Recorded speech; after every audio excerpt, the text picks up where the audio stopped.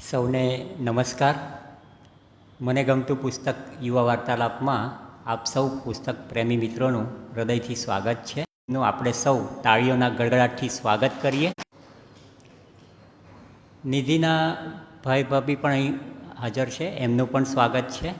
એમને પણ સાહિત્યમાં ખૂબ રસ છે, તેથી તેઓ અહીં પધાર્યા છે આ વાર્તાલાપ સાંભળવા માટે. આપણે આખા વાર્તાલાપ દરમિયાન વક્તાને અને શ્રોતાઓને ખલેલ ન પડે એટલા માટે આપણો મોબાઈલ આપણે વાઇબ્રેટ કે સાયલન્ટ મોડ પર મૂકી દઈશું. મિત્રો, ઓક્ટોબર મહિનામાં ભારતના 3 મહાન આત્માઓની જન્મજયંતિ આવે છે: ગાંધીજી, લાલ બહાદુર શાસ્ત્રી અને સરદાર વલ્લભભાઈ પટેલ. આ ત્રણેય મહાન વિભૂતિઓને વંદન કરીને આજના કાર્યક્રમની આપણે શરૂઆત કરીએ.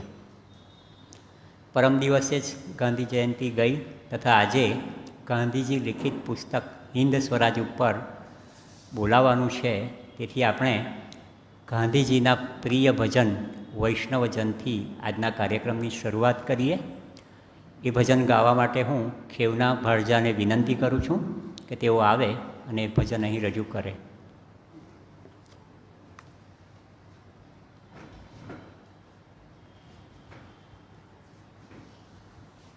હલો. વૈષ્ણવજન તો તેને રે કહીએ જે પીડ પરાઈ જાણે રે. વૈષ્ણવજન તો તેને રે કહીએ જે પીડ પરાઈ જાણે રે. પર દુખે ઉપકાર કરે તોય, પર દુખે ઉપકાર કરે તોય મન અભિમાન ન આણે રે. વૈષ્ણવજન તો તેને રે કહીએ. સકળ લોકમાં સૌને વંદે, નિંદા ન કરે કેની રે. વાચ કાછ મન નિશ્ચલ રાખે, વાચ કાછ મન નિશ્ચલ રાખે. ધન ધન જનની તેની રે. વૈષ્ણવજન તો તેને રે કહીએ. સમદ્રષ્ટિને તૃષ્ણા ત્યાગી, પરસ્ત્રી જેને માત રે. જીહવા થકી અસત્ય ન બોલે, જીહવા થકી અસત્ય ન બોલે. પર ધન નવ ચાલે હાથ રે. વૈષ્ણવજન તો તેને રે કહીએ. મોહ માયા વ્યાપે નહીં જેને, દ્રઢ વૈરાગ્ય જેના મન મારે. રામ નામ શું તાળી રે લાગી, રામ નામ શું તાળી રે લાગી. સકળ તીરથ તેના તન મારે. વૈષ્ણવજન તો તેને રે કહીએ. વણલોભીને કપટ રહિત છે, કામ ક્રોધ નિવાર્યા રે. ભણનર સંયો તેનું દર્શન કરતા, ભણનર સંયો તેનું દર્શન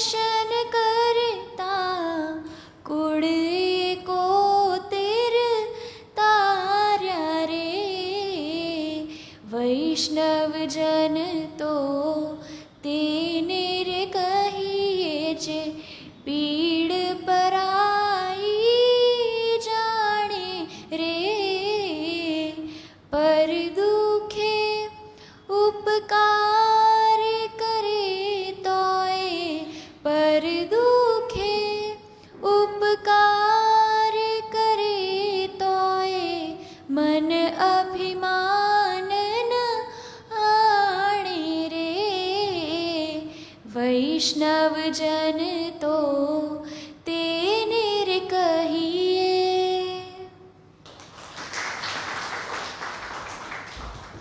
ખૂબ સુંદર, ખૂબ ખૂબ આભાર ખેવના. આ સુંદર ભજન ગાવા માટે આપણે ખેવનાને લાઇબ્રેરી તરફથી એક પુસ્તક ભેટમાં આપીશું. હર્ષાબેન આપ આવો અને ખેવનાને આ પુસ્તક આપો લાઇબ્રેરી તરફથી.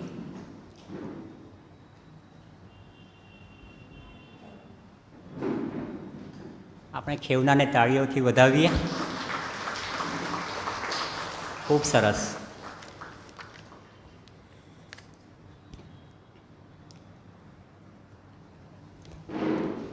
આભાર.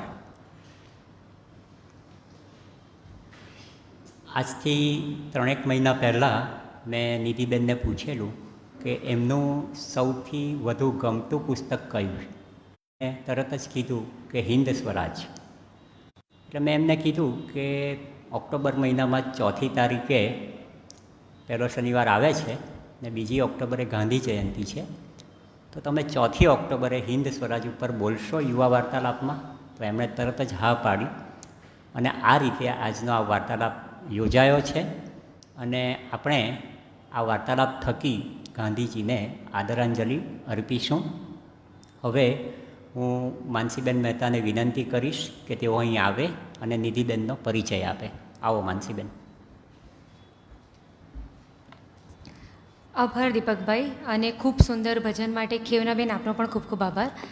આજે આપણી સાથે જે વક્તા આપણને જે પ્રાપ્ત થયા છે એમનો પરિચય આપતા ખૂબ ગર્વની લાગણી અનુભવું, કારણ કે તો નાની ઉંમરમાં એમણે પોતાના 2 પુસ્તકો પ્રકાશિત કર્યા છે. સુરત સ્થિત, આમ સુરતના રહેવાસી નિધિબેન દિવાસડીવાળા વાણિજ્ય અને મેનેજમેન્ટના સ્નાતક છે. હાલમાં તેઓ LLB અને પબ્લિક સર્વિસ કમિશનની તૈયારી કરી રહ્યા છે.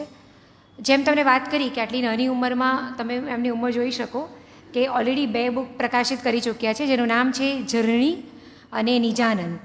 અને છેલ્લા 1 વર્ષથી વધુ સમયથી આવતી ચિત્રલેખા ડિજિટલ પર, ગીતા, મહાભારત અને મેનેજમેન્ટ પર, દેવહુમા કોલમ પર તેમજ ફેસબુક પર દર શનિવારે રજૂ થતી સાંપ્રત સમયના ચિંતન અને ઘટનાઓ પર આધારિત લેખવાળા સારા એવા લોકપ્રિય તેઓ લેખિકા બન્યા છે. એના માટે આપણે તાળીઓથી એમને વધાવી લઈએ. અરે ખૂબ સરસ એક વાત કે તેમને પ્રતિભાશાળી નવોદિત યુવા લેખિકા તરીકે નારી તું નારાયણીનો એવોર્ડ પણ પ્રાપ્ત થયો છે, સન્માનિત થયા છે. નીતિબેન, આપનું ખૂબ ખૂબ સ્વાગત. અને તમને લાઇબ્રેરી તરફથી ભેટ પુસ્તિકા, 2 ભેટ પુસ્તિકા, એક ગાંધી કથા અને વોરેન બફેટ, અને તદુપરાંત લાઇબ્રેરી તરફથી આપણો આભાર પત્રિકા. અને ખૂબ સરસ એક મજાની વાત કે જ્યારથી લાઇબ્રેરીમાં ખબર પડી ને કે નિધિબેન આ પુસ્તક ઉપર હિન્દ સ્વરાજ ઉપર વાર્તાલાપ આપવા જઈ રહ્યા છે, એટલે ખાસ આપણા જયુભાઈના આગ્રહથી એમને આખા વર્ષનું અકાલ પુરુષ નામનું મેગેઝિન એમના ઘરે લાઇબ્રેરી તરફથી એમને વાંચવા મળશે. એના માટે લાઇબ્રેરી માટે અને જયુભાઈ માટે આપણે તાળીઓથી વધાવી લઈએ કે જે ભાવક છે તેમના સુધી એક સુંદર પુસ્તિકા પહોંચશે. તો હું જયુભાઈને વિનંતી કરીશ કે આપ આવો અને આ આભાર પુસ્તિકા અને આભાર પત્ર નદીબેને અર્પણ કરો. એની સાથે લાઇબ્રેરીનું લવાજમ જે લાઇબ્રેરીએ ભર્યું છે તેનું પણ રસીદ સાથે આપણે આપીએ છીએ. આપણે નિધિબેનને તાળીઓથી વધાવીશું.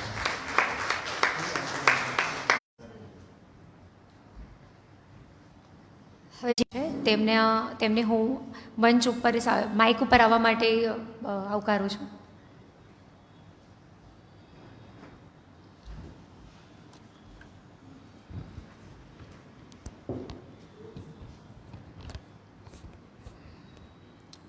પહેલાં તો નમસ્કાર. અહીંયા ઉપસ્થિત થવા માટે આપ સૌનો ખૂબ ખૂબ આભાર અને લાઇબ્રેરી મેમ્બર્સનો પણ આભાર કે મને અહીંયા બોલાવી. શરૂ કરું તો મારો જન્મ એ કાળક્રમમાં થયો કે જ્યારે મહાત્મા ગાંધીને આ દુનિયા પરથી વિદાય થયાને આશરે 50 વર્ષ જેટલો સમયગાળો વીતી ગયો હશે. એટલે મેં ગાંધીજીને સદેહે તો જોયા નથી, પરંતુ મારો ગાંધીજી સાથેનો પરિચય બે રીતે છે. એક અક્ષરદેહ અને બીજો મારા વિચાર વિશ્વમાં. આ પરિચયની શરૂઆત પણ ગાંધીજી સાથેની મારી શરૂઆત મારી યુપીએસસી જીપીએસસીની પ્રિપેરેશન દરમિયાન થઈ. એ મારો પહેલો પ્રાથમિક પરિચય હતો એમની સાથે. આ હતી ગાંધી સાથેની મારો પ્રાથમિક મુલાકાત, પરિચય. અને અહીં બેઠેલા બધા જ લોકો કરતાં કદાચ મારું વાંચન સીમિત છે અને અનુભવ પણ કદાચ સીમિત હોઈ શકે છે. પણ હા, એક વસ્તુ સીમિત નથી. જેમ જેમ હું ગાંધીજી વિશે વાંચતી ગઈ તેમ તેમ જ્યારે પણ મેં ગાંધીજીને વાંચ્યા અને સ્પેસિફિકલી જ્યારે હિન્દ સ્વરાજ વાંચવાનું થયું ત્યારે ગાંધી મારા માટે કોઈ વ્યક્તિ નથી રહ્યા, પરંતુ ગાંધી પદ્ધતિ એક જીવન પદ્ધતિ બની ગઈ છે. અને એ જીવન પદ્ધતિ એ છે કે સાંપ્રત સમયમાં પણ એટલી જ પ્રસ્તુત છે. અને દરેક પ્રશ્ન શકીશ કદાચ એમને એ વિશે થોડુંક ચિંતા રહી હોઈ શકે, અને આ ચિંતાના કારણે એમનો મારી સાથેનો સંપર્ક સતત ચાલુ રાખ્યો હતો અને આ વિશે માર્ગદર્શન પણ આપ્યું હતું. તેથી સૌ આયોજકોનો માનું છું કે એને મને અહીંયા ઊભા રહેવાની હિંમત આપી. હવે શરૂ કરું તો સાહિત્ય કેવું છે કે કેટલાક લોકોને ફક્ત વાંચનનો શોખ હોય, પરંતુ જો તમે સાહિત્યને મનન અને ચિંતન સાથે ના જોડો તો કેવું કહેવાય કે આપણે મહાકુંભમાં રેનકોટ પહેરીને ડૂબકી મારવા જેવું થાય અને આપણે કોરાને કોરા જ રહીએ. એટલે સાહિત્યને વાંચવાનો શોખ હોય એને તમે વાંચન સાથે જોડો તો વધારે મજા આવે. સેકન્ડ થિંગ કે વાંચનને મેં સતત મનોમંથન અને ચિંતનનું સાધન ગણ્યું છે. છેલ્લા કેટલાક વર્ષોમાં મારા વિચારો પરિપક્વતા પણ થયા છે. મેં લખેલા 2 પુસ્તકો ઉપરાંત ગીતા, મહાભારત, મેનેજમેન્ટની મારી જે કોલમ ચાલે છે તે, આ ઉપરાંત મારી શનિવારના લેખો, વચ્ચે વચ્ચે આવું કોઈક ઉદ્બોધન, આ બધું જ એના માટે કારણભૂત છે. હવે મારો સાહિત્યનો જે ગાઢ સંબંધ છે એ મારા જીવનને સતત પોષતું રહે છે, દોડતું રહે છે. મને અત્યારે પણ અડધી રાતે પણ કોઈ પૂછે કે તારું ફેવરિટ શું, તો મારા મોંમાં એ જ ઉત્તર હોય કે ના, મારું ફેવરિટ પુસ્તક. એટલે પુસ્તક છે તો જીવન છે, મારું એવું માનવું છે. એટલે હિન્દ સ્વરાજ્ય વિષય પર આપ સૌ તમે મને સાંભળવા આવ્યા એ બદલ આપનો ખૂબ ખૂબ આભાર. હવે મારે કહેવું છે કે ગાંધીજીનું ચિંતન અને દર્શન એ સમય નિરપેક્ષ છે. એને કોઈ કાળનો બાદ નથી નડતો. 22મી સદીમાં પણ મારા જેવી કોઈક છોકરી ગાંધીજી વિશે બોલવા માટે પ્રવૃત્ત થતી હોય તો એ વિશે મને નવાઈ નહીં લાગે, કારણ કે ગાંધી વિચારમાં એ પ્રેરણા છે, એ બળ છે, એ જુસ્સો છે. અને એ એટલે જ તો ગાંધીજી આજે આટલા વર્ષો પછી પણ પ્રસ્તુત છે. વિષય પર આવતા પહેલાં આપણે જરાક પૂજ્ય મહાદેવભાઈ દેસાઈના સુપુત્ર આદરણીય નારાયણભાઈ જે છે એમની ગાંધી કથા દરમિયાન એમને કેટલાક મંતવ્યો લખેલા હતા. એ મંતવ્યો ક્યાંકથી મેં કલેક્ટ કર્યા છે, તો એ આપણે જોઈએ. તો એ કહે છે કે સંઘના સ્વયંસેવક અને કેન્દ્રમાં બિન કોંગ્રેસી સરકાર રચનાર જનતા પાર્ટીના રાષ્ટ્રીય મહામંત્રી, મધ્યપ્રદેશમાં ચિત્રકૂટ ખાતે એક અનોખી વિદ્યા સંસ્થાના સંસ્થાપક શ્રી નાનાજી દેશમુખ કહે છે कि मैं नाना देशमुख आरएसएस वाला गांधी का हत्यारा 320 की कलम जिस पर लगी वो हूँ आवो मानस नाना देशमुख आपसे कह रहा है कि 5000 साल का भारत का इतिहास जितना जानता हूँ और जितना पढ़ा भी है, किसी एक विषय को छुए उसको समग्रता से स्पष्ट करने वाला गांधी से अधिक दूसरा कोई आदमी हमको मिला नहीं. आ हता गांधीजी. આલ્બર્ટ આઇન્સ્ટાઈને પણ કહ્યું છે કે આવનાર પેઢીઓ આ પ્રકારનો હાડમાસ અને રુધિરનો બનેલો માણસ આ પૃથ્વી પરથી પસાર થયો હશે એ માની નહીં શકે, સ્વીકારી જ નહીં શકે કે આવો કોઈ વ્યક્તિ પણ હશે. આવું તો ઘણું બધું કહેવાયું છે. ગાંધીજી વિશે કહેવા બેસું તો આ લેક્ચર પણ ઓછું પડે, 2 કલાક પણ ઓછા પડે. એ છે ગાંધીજી. તો આજના વ્યાખ્યાન વિશે વિચારતા ઘણી બધી હકીકતો ગાંધી વિચારના ત્રાજવે તોલીને મેં સમજવાનો પ્રયત્ન કર્યો છે. આ પ્રસ્તુતિમાં સચવાયેલી હકીકતો જુદી જુદી જગ્યાએથી મને સાંભળી છે. એમાં ક્યાંક મારી સમજ મુજબનું મારું ચિંતન મેં ઉમેરવાનો પણ પ્રયત્ન કર્યો છે. મારી સમજની ક્યાંક મર્યાદા હોય તો એનાથી ગાંધી વિચાર મર્યાદિત નથી બની જતો. માર્ટિન લ્યુથર કિંગ માંડીને નેલ્સન મંડેલા જેવા જગવિખ્યાત પ્રતિભાઓને જે વિચારે દોડી છે એટલો બળુકો છે કે ક્યાંક મારી સમજ શક્તિની પણ મર્યાદા હોય તો એ મર્યાદાઓના પળ તોડીને ગાંધી વિચારનું ચિંતન તો અંકુરિત થશે જ. એ બળ છે, એ પ્રેરણા છે, એ જુસ્સો છે ગાંધી વિચારમાં. આજે હિન્દ સ્વરાજ્યના માધ્યમ થકી ગાંધી વિચાર તરફ લઈ જવા માટે મારો એક નાનકડો પ્રયાસ છે. મને હંમેશા એક કુતૂહલ થતું હતું અને એ કદાચ તમને બધાને પણ થતું જ હોય કે ગાંધીજી અને ગાંધી વિચારમાં છે એવું શું અને એ આજે પણ કેમ આટલા જ પ્રસ્તુત છે. આજથી 100 વર્ષ પહેલાં પણ એટલા જ પ્રસ્તુત હતા, આજે પણ એટલા જ પ્રસ્તુત છે અને આવનારા 100 વર્ષ પછી પણ કદાચ એટલા જ પ્રસ્તુત હોઈ શકે. તો એવું તો શું છે ગાંધી વિચારમાં કે ગાંધીજીમાં કે આટલા બધા પ્રસ્તુત છે અને આટલા બધા લોકોને સ્પર્શે છે, જીવનને સ્પર્શે છે. તો જ્યારે મેં ગાંધીજીનો મહાન ગ્રંથ હિન્દ સ્વરાજ વાંચ્યું ત્યારે મને માત્ર એક પુસ્તક નહીં પરંતુ એક યુગનો ઘોષપત્ર, એક વિચાર ક્રાંતિનો પ્રકાશસ્તંભ અને એક મજબૂત દિશાસૂચક મળ્યો. કારણ કે 1909માં લખાયેલું આ ગ્રંથ માત્ર બ્રિટિશ શાસન સામેનો વિરોધ નથી દર્શાવતું પરંતુ ભારતીય સમાજની જે અંદરની ખામીઓ હતી એ ટાઈમે આપણા ભારતીય સમાજમાં જે અંદર કુરિવાજો ચાલતા હતા, જે દોષો હતા, પશ્ચિમી સંસ્કૃતિની જે મોહમાયા હતી અને સ્વરાજનો સાચો અર્થ દર્શાવતું આ પુસ્તક છે. આ પુસ્તકમાં ફક્ત આપણે વિચારીએ કે હિન્દ સ્વરાજમાં સ્વરાજ અંગેના વિચારો હશે, ના, ગાંધીજીએ એ સમયનું જે જીવન હતું, જે સમાજ હતો, જે સમાજ હતો એનું દર્પણ આપ્યું છે. આગળ વાત કરીએ તો હિન્દ સ્વરાજ થકી ગાંધીજીએ બહુ જ કુશળતાપૂર્વક અધિપતિ અને વાચકના સંવાદ સ્વરૂપે વિચારો મૂક્યા છે. આ પુસ્તક ડાયલોગ ફોર્મમાં છે એટલે તમે ગાંધીજી સાથે પ્રત્યક્ષ વાતચીત કરતા હો કે સંવાદ કરતા હો એ રીતે તમને ફીલ થાય. તેમાં એક અત્યંત સ્પષ્ટ વાત એવી ઉપસે છે કે સાચી પ્રગતિ ચારિત્ર અને મૂલ્યોમાં છે. આપણે અત્યારે ટેકનોલોજીનો યુગ છે, બધા મશીન અને ભોગ વિલાસમાં આપણે જીવીએ છીએ, પણ ગાંધીજી એ સમયે કીધું હતું કે સાચી પ્રગતિ એ ચારિત્ર અને મૂલ્યોમાં છે, ભોગ વિલાસમાં નથી. સ્વરાજ માત્ર રાજકીય સત્તા પામવાથી નહીં પરંતુ વ્યક્તિગત સ્વનિયમન, સ્વધર્મ, સ્વ અનુશાસનથી પ્રાપ્ત થશે. એટલે કે સ્વરાજ માત્ર રાજકીય સ્વતંત્રતા પૂરતું મર્યાદિત નહીં રહેતા. આજે જ્યારે આપણે વૈશ્વિકીકરણ, ભૌતિકવાદ, ટેકનોલોજીની દોડમાં જ્યારે ખોવાઈ ગયા છે ત્યારે હિન્દ સ્વરાજ અમને યાદ અપાવે છે કે સાચી પ્રગતિ માનવીના ચરિત્ર મૂલ્યમાં છે, મશીન અને ભોગ વિલાસમાં નથી. હવે હું હિન્દ સ્વરાજ પુસ્તકને કેન્દ્રમાં રાખીને મારી એક વાત કરીશ. મેં હિન્દ સ્વરાજ પુસ્તકમાંથી કેટલાક એવા મુદ્દાઓ ઉઠાવ્યા છે કે એ મુદ્દાઓ આખા પુસ્તકનો હાર્ટ સમાન છે. તો પહેલું કે સ્વરાજનો અર્થ.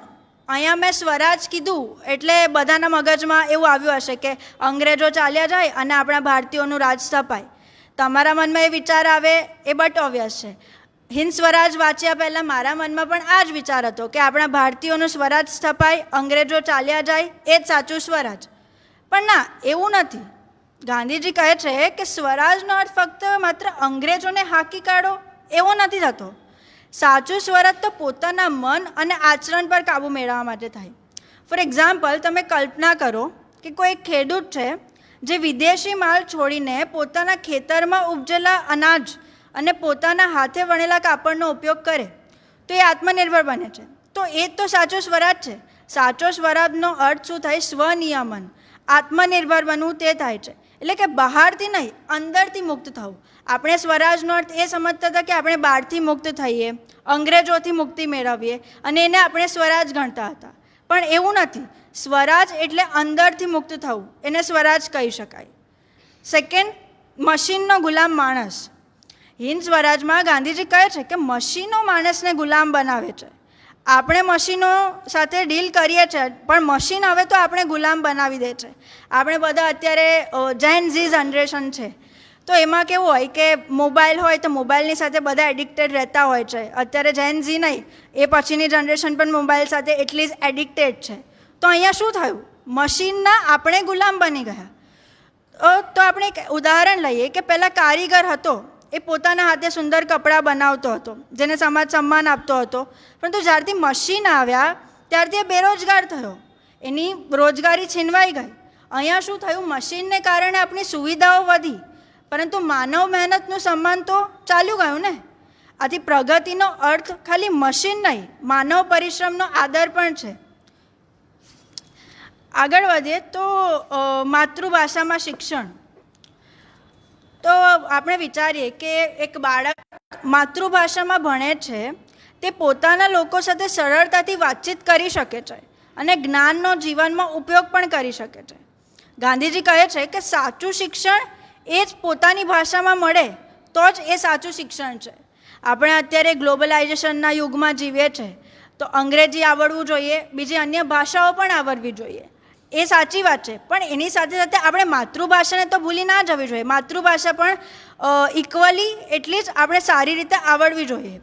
અબ્દુલ કલામ સર પણ કહેતા હતા કે તમે જે ભાષાઓમાં સપના જુઓ છો એ જ ભાષા તમારે ભણવી જોઈએ, એ જ ભાષામાં શિક્ષણ મેળવવું જોઈએ. તમારે બીજી ભાષા શીખવી નહીં એવું નહીં. ગાંધીજી પણ હિન્દ સ્વરાજમાં કહે છે કે તમારે અંગ્રેજી, અત્યારે અંગ્રેજીનો યુગ છે, ગ્લોબલાઇઝેશન છે, ટેકનોલોજીનો યુગ છે, ઇંગ્લિશ શીખવું જ પડશે. અને તો એટલે આપણે અંગ્રેજી કે અન્ય કોઈ ભાષા શીખીએ પણ માતૃભાષાને પણ એટલું જ પ્રાધાન્ય આપવું જોઈએ. આપણે ઝઘડો કઈ ભાષામાં કરી શકીએ? માતૃભાષામાં જ થઈ શકે ને. કોઈ ઇંગ્લિશમાં ઝઘડો કરે છે? અહીંયા ના થઈ શકે. માતૃભાષામાં જ ઝઘડો થઈ શકે, પ્રેમની વાત થઈ જાય અને જીવવા લાગે. પરિણામે દવા અને બીમારીનું ચક્ર ચાલુ જ રહે. અત્યારે આપણે જોઈએ તો અત્યારે સૌથી વધારે બીમારી લાઇફસ્ટાઇલ ડિઝીઝની છે. અત્યારે જોઈએ તો સ્ટ્રેસ, ટેન્શન, ડિપ્રેશન, જીવન પદ્ધતિ થતા રોગો સૌથી વધારે છે. તો આ બધામાં આપણે પશ્ચિમી દવાઓ કરતાં આપણી જે ટ્રેડિશનલ મેડિસિન્સ છે, જે આયુર્વેદિક, યુનાની, યોગ, એનો આપણે વધારે યુઝ કરીએ તો આપણે આ જે દવા અને ડૉક્ટરના ચક્રમાંથી મુક્ત થઈ શકીએ. અને આપણે ગાંધીજી એમ પણ કહે છે કે પોતાના શરીરને આપણે શિસ્તમાં રાખીએ, ખોરાક અને વ્યવહાર સુધારીએ અને કુદરતી રીતોને આપણે અપનાવીએ તો એ વધારે બેનિફિશિયલ છે. અગર વચ્ચે શિક્ષણ સાચું કે ખોટું. અત્યારે આપણે એક વિચારીએ કે એક શાળા છે કે જે પશ્ચિમી પદ્ધતિથી વિદ્યાર્થીઓને તૈયાર કરે છે. એટલે આપણે અત્યારનું જોઈએ તો શિક્ષણ બધાને જ ખબર છે કે અત્યારે રિઝલ્ટ ઓરિએન્ટેડ શિક્ષણ ચાલે છે. આટલા માર્ક્સ લાવવા માટેનું જ એટલું જ શિક્ષણ ચાલે છે. અત્યારે સ્કૂલમાં એક્સ્ટ્રા કરિક્યુલર એક્ટિવિટી ચાલે છે, પણ એ મોટા પાયા પણ નથી ચાલતી. તો આપણે વિચારીએ કે એક બાળક છે કે જે આવે, સ્વાભિમાની બનાવે, સમાજપ્રેમી બનાવે. ખાલી પુસ્તકીયું જ્ઞાન જરૂર નથી, પરંતુ જીવનના પાઠ પણ એટલા જ જરૂરી છે. આપણે રિઝલ્ટ ઓરિએન્ટેડ છે, પ્રેક્ટિકલ નોલેજ છે જ નહીં. અત્યારે કેટલીક શાળા કોલેજોમાં પ્રેક્ટિકલ નોલેજ સ્ટાર્ટ થયા છે, પણ એટલા લેવલે સ્ટાર્ટ નથી થયા. તમે કોઈક કેટલીક વાર એવું પણ બનતું હોય છે કે એક મિકેનિકલ એન્જિનિયર હોય કે ઇલેક્ટ્રિકલ એન્જિનિયર હોય તો એને એક બલ્બ નાખતા પણ ના આવડતું હોય. એવું થઈ શકે બિકોઝ ઓફ પ્રેક્ટિકલ નોલેજનો અભાવ છે અહીંયા. એટલે આપણે અત્યારે પ્રેક્ટિકલ બેઝ બનવું જ પડશે. આગળ વધીએ તો ગાંધીજી કહે છે કે અસંતોષ સારો છે. હવે આપણે અસંતોષ આપણા મગજમાં આવે એટલે આપણે વિચારીએ કે અસંતોષ એ તો નેગેટિવ છે, એ સારો કઈ રીતે કહેવાય? તો ગાંધીજી કહે છે કે અસંતોષ ખૂબ જ ઉપયોગી છે. જીવનમાં અસંતોષ તો હોવો જ જોઈએ. જ્યાં સુધી માણસ પોતાની વર્તમાન પરિસ્થિતિમાં રાજી રહે ત્યાં સુધી તો તેને તેમાંથી કાઢવાનું ખૂબ જ શક્ય નથી, અશક્ય છે, મુશ્કેલ છે. તેથી દરેક નવો સુધાર આવે તો એ પહેલાં એક અસંતોષ તો હોય જ. વર્તમાન પરિસ્થિતિનો અણગમો પેદા થાય ત્યારે જ તો તેને બદલવાનું મન થાય. અને આજનો યુગ કેવો છે કે તમારે સતત અપડેટેડ રહેવું પડે, ટેકનોલોજીથી ચાલવું પડે. આઉટડેટેડ થઈ જાઓ છો. અત્યારે તમે માર્કેટમાં જુઓ તો આ મહિને એક ફોન લોન્ચ થયો હોય, બીજા મહિને બીજો ફોન, યા તો સેમ મંથ બીજો ફોન લોન્ચ થઈ જાય છે. તો આ રીતે પ્રોગ્રેસ ચાલે છે, અપડેટ આવતું રહે છે. તો તમારે પણ જમાના સાથે અપડેટેડ રહેવું પડશે. બીજું કે ગાંધીજી ધર્મ અંગેના ગાંધીજીના વિચારો શું છે? ધર્મની વાત થાય એટલે બધા જ તમે બધા પણ જાણો જ છો કે આપણે ત્યાં ધર્મ અંગે કેટલા ડિસ્પ્યુટ્સ ચાલતા હોય છે. ધર્મની વાત થાય એટલે બહુ જ સાચવીને કરવી પડે. તો ગાંધીજીના ધર્મ અંગેના એવા વિચારો છે કે ગાંધીજી કહે છે કે આપણે પસંદ ના પડે જોઈએ, જબરજસ્તી ના કરવી જોઈએ. ઉદાહરણ આપતા જણાવે છે કે જેમ હું ગાયને પૂજું છું તેમ હું માણસને પણ પૂજું છું. જેમ ગાય ઉપયોગી છે તેમ માણસ પણ છે. પછી તે મુસલમાન હોય કે હિન્દુ હોય. ત્યારે શું ગાયને બચાવવા માટે હું મુસલમાનની સાથે લડીશ? હું એને મારી વાત નથી. મને જો ગાયની ઉપર અત્યંત દયા આવતી હોય તો મારો પ્રાણ દેવો, પણ કોઈ મુસલમાન પ્રાણ લેવો નહીં. આ ધાર્મિક કાયદો છે. આ ગાંધીજી માને છે. જો આ જ ફિલોસોફી પર બધા જ કામ કરતા થઈ જાય તો રિલિજન રિલેટેડ જે ડિસ્પ્યુટ્સ છે અત્યારે, તો એ ડિસ્પ્યુટ્સ રહે જ નહીં. અત્યારે હિન્દુ મુસ્લિમનો જે ટાર્ગેટ છે, જે સબ્જેક્ટ છે, એ હોટ ટોપિક હોય છે કે એટલે અત્યારે તો ગાંધીજી એ જ કહે છે કે તમે બીજાને હાર્મ પહોંચાડવા કરતાં જો તમને એના પ્રત્યે એટલો જ પ્રેમ છે તો પછી પોતાનો જ પ્રાણ આપી દો. ગાંધીજી અહીંયા ગાયના એક્ઝામ્પલથી સમજાવે છે. આગળ વધીએ તો હવે આપણે કેટલીક વખત વિચાર આવતો હોય કે હિન્દુસ્તાન કેમ ગયું? આપણી પાસે અંગ્રેજોએ છીનવી લીધું હિન્દુસ્તાન આપણી પાસેથી. આપણે બધાના મગજમાં એક વિચાર હોય કે અંગ્રેજોએ આપણી પાસેથી છીનવી લીધું. 200 વર્ષ પહેલાં એ લોકો આવ્યા હતા, આપણે ત્યાં સુરતમાં કોઠી સ્થાપી, એ લોકોએ પોતાનો વેપાર કર્યો. ધીરે ધીરે વેપાર પછી એ લોકો એડમિનિસ્ટ્રેશનમાં આવ્યા અને આપણા ત્યાં પગ પેસારો કરી લીધો. આ થિયરી બધાના મગજમાં હશે જ. પણ ના, ગાંધીજી કહે છે કે એવું નથી. અંગ્રેજોએ આપણી પાસેથી ભારત નથી છીનવ્યું, હિન્દુસ્તાન નથી લીધું. આપણે તેઓને આપ્યું છે હાથમાં કે તમે લો અમારું હિન્દુસ્તાન. આપણે એ લોકોને આપવા ગયા હતા. આપણા દેશમાં મૂળ તો તેઓ વેપાર કરવા આવ્યા હતા. તેઓ રાજ કરવાનો કોઈ ઈરાદા નહોતા કરતા, પરંતુ કંપનીના માણસોએ તેમને મદદ કરી. તેઓનું રૂપ જોઈને મોહાયા કોણ? આપણે લોકો. તેઓના માલ કોણ વેચી આપતું? આપણે જ બધું કરતા ને. પૈસો વધુ કમાવાની લાલચ છે. હવે ગાંધીજી કહે છે, એક એક્ઝામ્પલ આપે છે કે મને ભાંગ પીવાની આદત હોય અને ભાંગ વેચનારો મને ભાંગ વેચે, તેમાં મારે વેચનારનો વાંક કાઢવો કે મારો પોતાનો? વેચનારનો વાંક કાઢવાથી મારું વ્યસન કઈ જવાનું છે? તે વેચનારને હાંકી કાઢીશું તો બીજા મને ભાંગ નહીં વેચે. એકને કાઢી નાખીએ તો બીજા આવવાના જ છે ભાંગ વેચવા. હવે અહીંયા વાંક કોનો કાઢવો તમારે? આગળ વધે એટલે સ્વરાજ માત્ર બ્રિટિશોને હટાવો એવું જ નથી. હિન્દ સ્વરાજ જે પુસ્તક છે એનું યોગદાન એ છે કે તેણે સ્વરાજનો અર્થ માત્ર બ્રિટિશરોને હટાવવા પૂરતો મર્યાદિત નથી રાખ્યો. સ્વરાજનો અર્થ આત્મશક્તિને જાગૃત કરવી એવો વ્યાપક બનાવ્યો છે.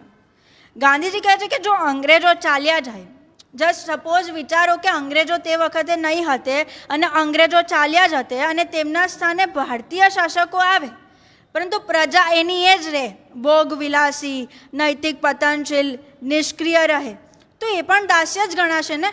એટલે સ્વરાજની ચાવી છે સ્વ ઉપરનું રાજ્ય. આપણે જ્યારે પોતાના પર નિયંત્રણ કરી શકશું, સ્વ પર નિયંત્રણ કરી શકશું, ત્યારે જ એ સ્વરાજ બનશે. અંગ્રેજોને હાંકી કાઢવાથી સ્વરાજ નહીં મળે. હવે જો આપણે સમકાલીન પરિપ્રેક્ષ્યમાં જઈએ તો ભારતમાં ભલે સ્વતંત્રતા 1947માં આપણે મળી ગઈ હોય, પરંતુ તમે જોશો ને તો આજે પણ ભ્રષ્ટાચાર છે, નશાની લત છે, ઉપભોક્તાવાદ છે, અતિશય મશીન આધારિત જીવનશૈલી છે. એ બધું આપણે આંતરિક રીતે દાસ બનાવી જ રહી છે. અને ગાંધીજીની આગાહી 1909માં કરેલી હતી, પણ એ અત્યારે સત્ય છે. તમને બધાને જ ખબર હશે કે આપણે અત્યારે ઉપભોક્તાવાદ તરફ, ભ્રષ્ટાચારવાદ તરફ જતા જ હોઈએ છીએ. ભ્રષ્ટાચારનું તો કેવું છે કે તમારે તમારું કામ અહીંયા જલ્દી કરાવવું હોય ને તો ભ્રષ્ટાચાર તો કરવો જ પડે, એ રીતનું છે. સુરતમાં એક મેન્ટાલિટી છે, પત્તાઓવાળી મેન્ટાલિટી. હું એઝ અ એલએલબી સ્ટુડન્ટ વાત કરું તો તમારે એક નોર્મલ દસ્તાવેજ પણ રજિસ્ટર કરાવવો હોય ને તો તમારે ટીપ આપવી જ પડે, તો જ તમારું કામ જલ્દી થાય. એટલે અત્યારે એ રીતની મેન્ટાલિટી છે અને સુરતમાં તો આ વધારે ચાલે છે, પતાઓવાળી મેન્ટાલિટી ચાલે છે. આગળ વધીએ. હિન્દ સ્વરાજ મુજબ ગાંધીજીના શબ્દોમાં પશ્ચિમની સાયબર પ્રગતિમાં બે મોટા સાધનો છે. કરતાં તો નુકસાન વધુ પહોંચાડે છે એવું ગાંધીજી કહે છે. એક તો ડૉક્ટર કે માણસને દુઃખથી દૂર ના થવા દે, એને પોતાની સાથે જકડી જ રાખે. તમારે આ એક સિટિંગ કરી, બીજી સિટિંગ કરવી જ પડશે, ત્રીજી સિટિંગ કરવી જ પડશે. એમ તમે એક વખત ડૉક્ટરનો ડોર સ્ટેપ ચડો ને તો તમારે પછી જિંદગીભર એ ચાલુ જ રહે. અને બીજો છે વકીલ. એ ઝઘડાને ઉકેલવા કરતાં લંબાવવામાં વધારે રસ હોય. એક જોક કરું તો તમે સાંભળો હશે કે એક ફાધર હતા, એનો છોકરો હતો. તો ફાધર લોયર હતા, એનો છોકરો પણ લોયર જ બન્યો. તો કેટલા વખતથી એક કેસ ચાલતો હતો. તો એક દિવસ મેં આજે એક જ વખતમાં એક જ હિયરિંગમાં સુલે કરી નાખ્યો, એનું વર્ડિક્ટ આવી ગયું. એટલે પછીના ફાધર કહે છે કે આ તે બહુ ખોટું કર્યું, આટલા વર્ષ તારી LLBની ફી એમાંથી જ ભરી છે મેં. એટલે એને લંબાવવાનો હોય, પતાવવાનો ના હોય એમ. એટલે અત્યારે વકીલોની મેન્ટાલિટી આ જ છે કે ઝઘડાને ઉકેલવા કરતાં લંબાવે વધારે. હવે આપણે આ મુદ્દે ગાંધીજીને અતિરેક અને સહજીવન આધારિત હશે ને ત્યારે આવા વ્યવસાયની જરૂરિયાત કદાચ ઓછી રહે, ઘટી જાય. એટલે વિકાસના નામે આપણે અસ્વસ્થતા અને વિવાદોને જન્મ ના આપીએ. ગાંધીજીનો આ પાછળનો હેતુ એ જ હતો કે આપણું એક હેલ્ધી કમ્યુનિટી બને, હેલ્ધી સમાજ બને કે જેમાં ડૉક્ટરોની જરૂર પણ ના રહે અને વકીલોની જરૂર પણ ના રહે. એ રીતે ભાઈચારાવાદને પ્રોત્સાહન આપીએ. તો આ હિન્દ સ્વરાજ્યનો કેટલોક કેન્દ્રવર્તી વિચાર હતો. પણ આપણે ઉપરોક્ત પરિપ્રેક્ષ્યમાં ગાંધી વિચારને સમજવાનો પ્રયત્ન કરીએ તો સ્વરાજમાં જે વ્યક્ત થયું છે તેને વફાદાર રહીને નીચેના મુદ્દાઓ કેટલાક આપણે ઉમેરી શકીએ. એ મુદ્દાઓ કેન્દ્રવર્તી વિચાર જે છે હિન્દ સ્વરાજ્યનો, એને વફાદાર રહીને તારવામાં આવ્યા છે અને એઝ અ પૂરક આપણે એને ઉપયોગ કરી શકીએ છીએ. તો ગાંધી વિચારનું આંતરિક બળ શું છે? આપણે કેટલીક વખત વિચાર આવે કે ગાંધીજીમાં એવી તો કઈ ક્વોલિટીઝ હશે અને એવા તો કયા ગુણો હશે કે ગાંધીજી અત્યારની જનરેશન પણ એને ઓળખે છે. તો ગાંધીજી પાસે પોતાનું ચારિત્ર અને સત્યનિષ્ઠા એ સોલિડ પોઈન્ટ હતા. એનો એક નાનકડો દાખલો આપું કે એક વખત મુલાકાતીઓ આશ્રમ માટે આવ્યા હશે અને તેઓએ આશ્રમ માટે કેટલાક પૈસા મૂક્યા હશે. તો કસ્તુરબાએ વિચાર કર્યો કે આના ફ્રૂટ્સ ખરીદી લઈશું, ફળો ખરીદી લઈશું જે બધા છોકરાઓને ભાવશે. એટલે કસ્તુરબાએ આ રકમમાંથી 6 રૂપિયા લીધા. હવે આ વાતની જાણ ગાંધીજીને થઈ. તો કસ્તુરબાને ગાંધીજીએ પૂછ્યું કે તમે આશ્રમના વ્યવસ્થાપક નારણદાસની મંજૂરી લીધી? હવે આ નારણદાસ જે હતા એ ગાંધીજીના ભત્રીજા જ હતા. આપણે ત્યાં તો અત્યારે નેપોટિઝમ બહુ ચાલે છે, ભાઈ ભત્રીજાવાદ. તે ટાઈમે ગાંધીજીના એથિક્સ કેટલા પાવરફુલ છે કે કસ્તુરબાએ નારણદાસની પરમિશન લેવાની હોય. આ રીતના એથિક્સ હતા તે વખતે. તો કસ્તુરબાએ સીધો જવાબ આપ્યો કે ના, મેં એમની પરવાનગી નથી લીધી. તો ગાંધીજીએ એને સ્પષ્ટ સંભળાવી દીધું કે વ્યવસ્થાપકને પૂછ્યા વગર એક પાઈ પણ ના વપરાય. આ હતા ગાંધીજી. તો આ ગાંધીજી અહીંયા પૂરું નથી થતું. ગાંધીજીએ આ સમગ્ર બાબતને નવજીવનના તેમના પછીના અંકમાં છાપી અને લેખનું શીર્ષક શું આપ્યું? કોઈને ખબર છે? ઘરમાં ચોર. એ લેખનું શીર્ષક હતું. એટલે ભૂલનો જાહેરમાં એકરાર કઈ રીતે થઈ શકે એ ગાંધીજી પાસે શીખી શકાય. સત્યના પ્રયોગોમાં પણ કેટલાક એવા પ્રસંગો છે. ગાંધીજીને બીડી પીવાની ટેવ હતી, તો એનો પણ એમને જાહેરમાં એકરાર કર્યો છે. એટલે જાહેરમાં ભૂલ કરવી સરળ છે, ભૂલનો જાહેરમાં એકરાર કરવો એ બહુ જ અઘરી વાત છે, જે ગાંધીજી પાસે ક્વોલિટી હતી. બીજી વાત, આપણે એમની પ્રામાણિકતાથી તો બધા ભલી ભાંતિ માહિતગાર છે જ. તો નિર્ભેર પ્રામાણિકતા અને મૂલ્યનિષ્ઠા એ ગાંધી વિચારનો પાયો છે. ગાંધી વિચારનો બેઝ જ એ છે કે પ્રામાણિકતા, અહિંસા, મૂલ્યનિષ્ઠા, અપરિગ્રહ. તો એનો એક દાખલો કે બાપુ એક વખત કલકત્તામાં ભૂપેન્દ્રનાથ બસુના મહેમાન બન્યા હતા. હવે આપણે જાણીએ કે બંગાળીઓની આગતા સ્વાગતા તો કેટલી જાણીતી છે, ફેમસ છે. લીલો અને સૂકો મેવો જેટલો મળ્યો, જ્યાંથી મળ્યો એ બધો ભેગો કર્યો અને તેમાંથી વાનગીઓ બનાવી અને બાપુની સમક્ષ મૂકી. હવે આપણે બાપુને જાણીએ કે અડધી ધોતી પહેરનાર વ્યક્તિ આટલી બધી વસ્તુઓ એકસાથે જોઈ તેના મનમાં વિચાર આવ્યો કે મારા જેવા સાદગી પસંદ માણસ માટે આટલી બધી માથાકૂટ. તે જ દિવસે બાપુએ વ્રત લઈ લીધું કે હું રોજ કુદરતી 5 વસ્તુઓ ખાઈશ, એક પણ વધારે નહીં ખાઈશ. આ હતું બાપુજીનું સેલ્ફ. આપણે કહીએ ને કે આપણે કેટલીક વખત વિચારતા હોઈએ કે આજથી ડાયટ શરૂ કરીશ યા આજથી યોગા શરૂ કરીશ, જીમ જઈશ, પણ કોઈનાથી પડાય છે? નથી પડાતું, ઇન્ક્લુડિંગ મી, કે નહીં પાડી શકાય. આપણું મન પર એટલું નિયંત્રણ નથી. ગાંધીજી એ જ કહેતા હતા કે તમારું સ્વનિયંત્રણ એટલું જ પાવરફુલ હોવું જોઈએ, તમારો વિલ પાવર એટલો જ પાવરફુલ હોવો જોઈએ કે ના, આ કરવાનું એટલે કરવાનું. ગાંધીજીએ તે દિવસે નક્કી કર્યું કલકત્તામાં, અને એ પાડ્યું જ છે એમને. એટલે હિન્દ સ્વરાજના જે વિચારો છે એ 116 વર્ષ જૂના છે, પહેલાંના છે. ગાંધીજીએ એ સમયે પણ આગાહી કરી હતી કે અતિશય ભૌતિકતાવાદ જે છે એ માણસને ખોખલો બનાવી દે છે. બેફામ વપરાશ પણ માણસને ખોખલો બનાવી દે. એટલે તો ગાંધીજીનો અપરિગ્રહનો સિદ્ધાંત ખૂબ જ પ્રખ્યાત છે. એક વખત ગાંધીજી, બધાને આઈ થિંક એ ઇન્સિડન્ટ ખબર જ હશે કે એક વખત ગાંધીજી સાબરમતી નદીમાં એક લોટો પાણી ભરતા હતા. તો એમને કીધું કે આટલી મોટી નદી છે, તમે તમારા ઉપયોગ માટે એક લોટો જ પાણી કેમ ભરો છો? એમણે કીધું કે આ મારી એકલાની નદી નથી, બધા માટે જ છે ને આ પાણી બધાને મળી રહેવું જોઈએ. એટલે બધાનું વિચારવાનું. ગાંધીજીનો એ સમયે એ અપરિગ્રહનો સિદ્ધાંત હતો. તો આજે આપણે પોતે પણ કુદરતી સંસાધનોનો બેફામ વપરાશ કરી રહ્યા છે. હવે અત્યારે તો કેવું થઈ ગયું છે કે માથાદીઠ વપરાશ એ સમૃદ્ધિનો પ્રતીક બની ગયું છે. આજનો જમાનો એક કન્ઝ્યુમર યુગ બની ગયો છે. આપણા સંસાધન ઝડપથી ખવાઈ રહ્યા છે. આજનો જમાનો ભૌતિકતાવાદને પોષે છે.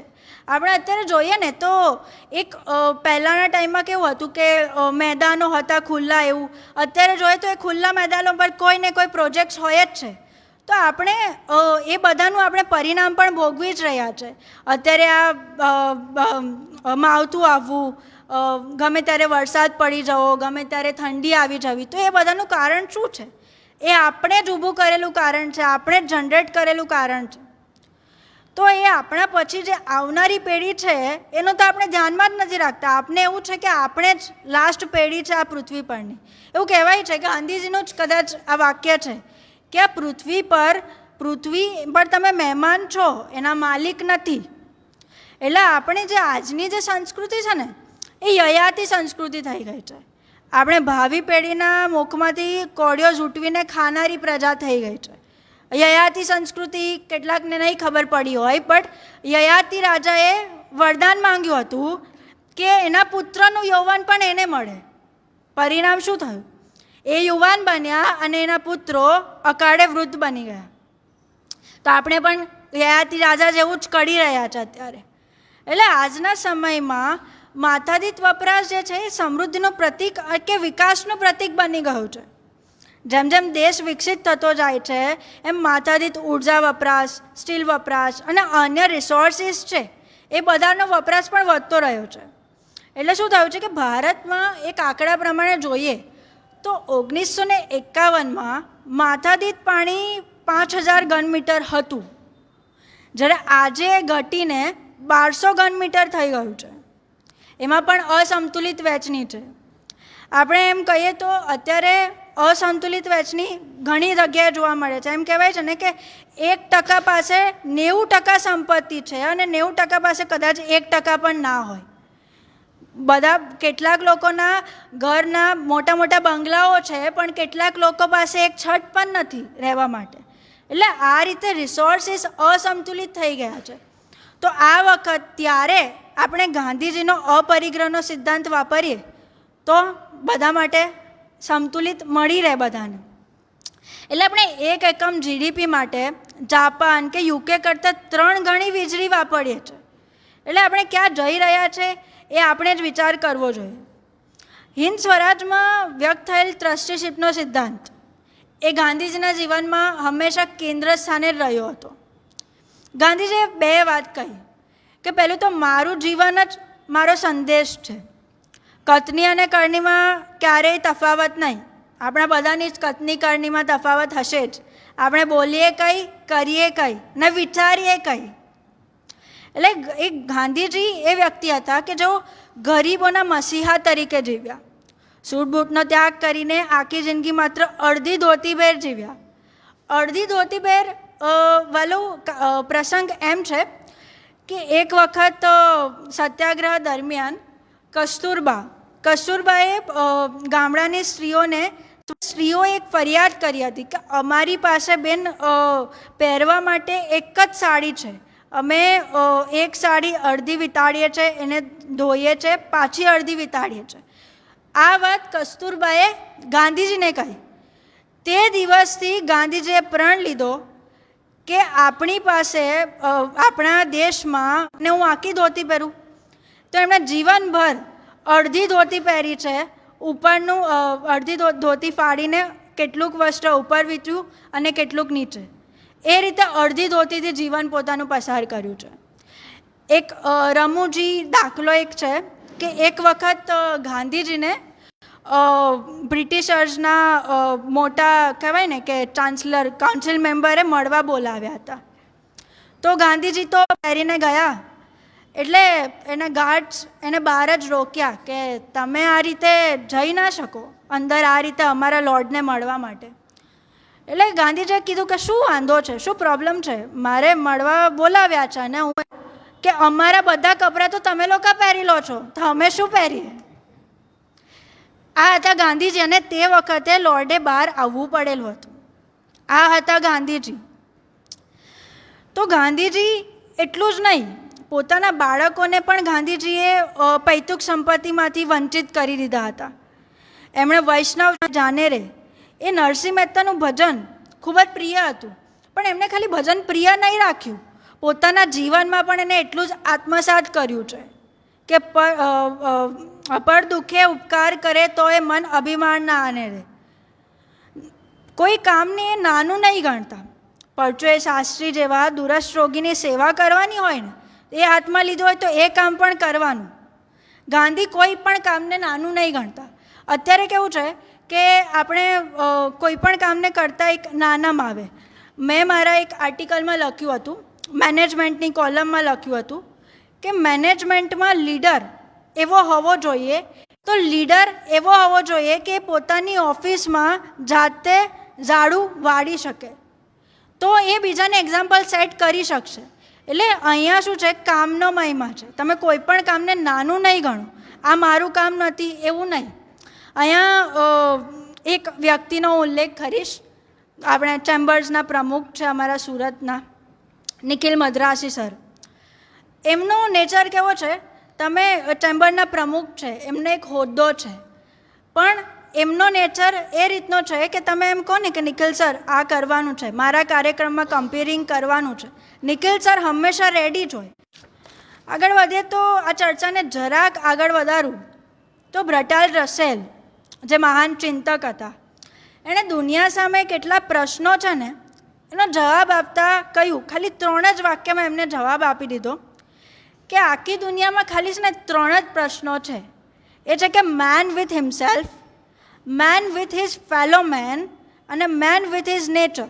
એટલે કે માણસ પોતાની જાત સાથે કઈ રીતે વર્તે છે, પોતાના સાથી માણસો સાથે કઈ રીતે વર્તે છે અને પ્રકૃતિ સાથે કઈ રીતે વર્તે છે.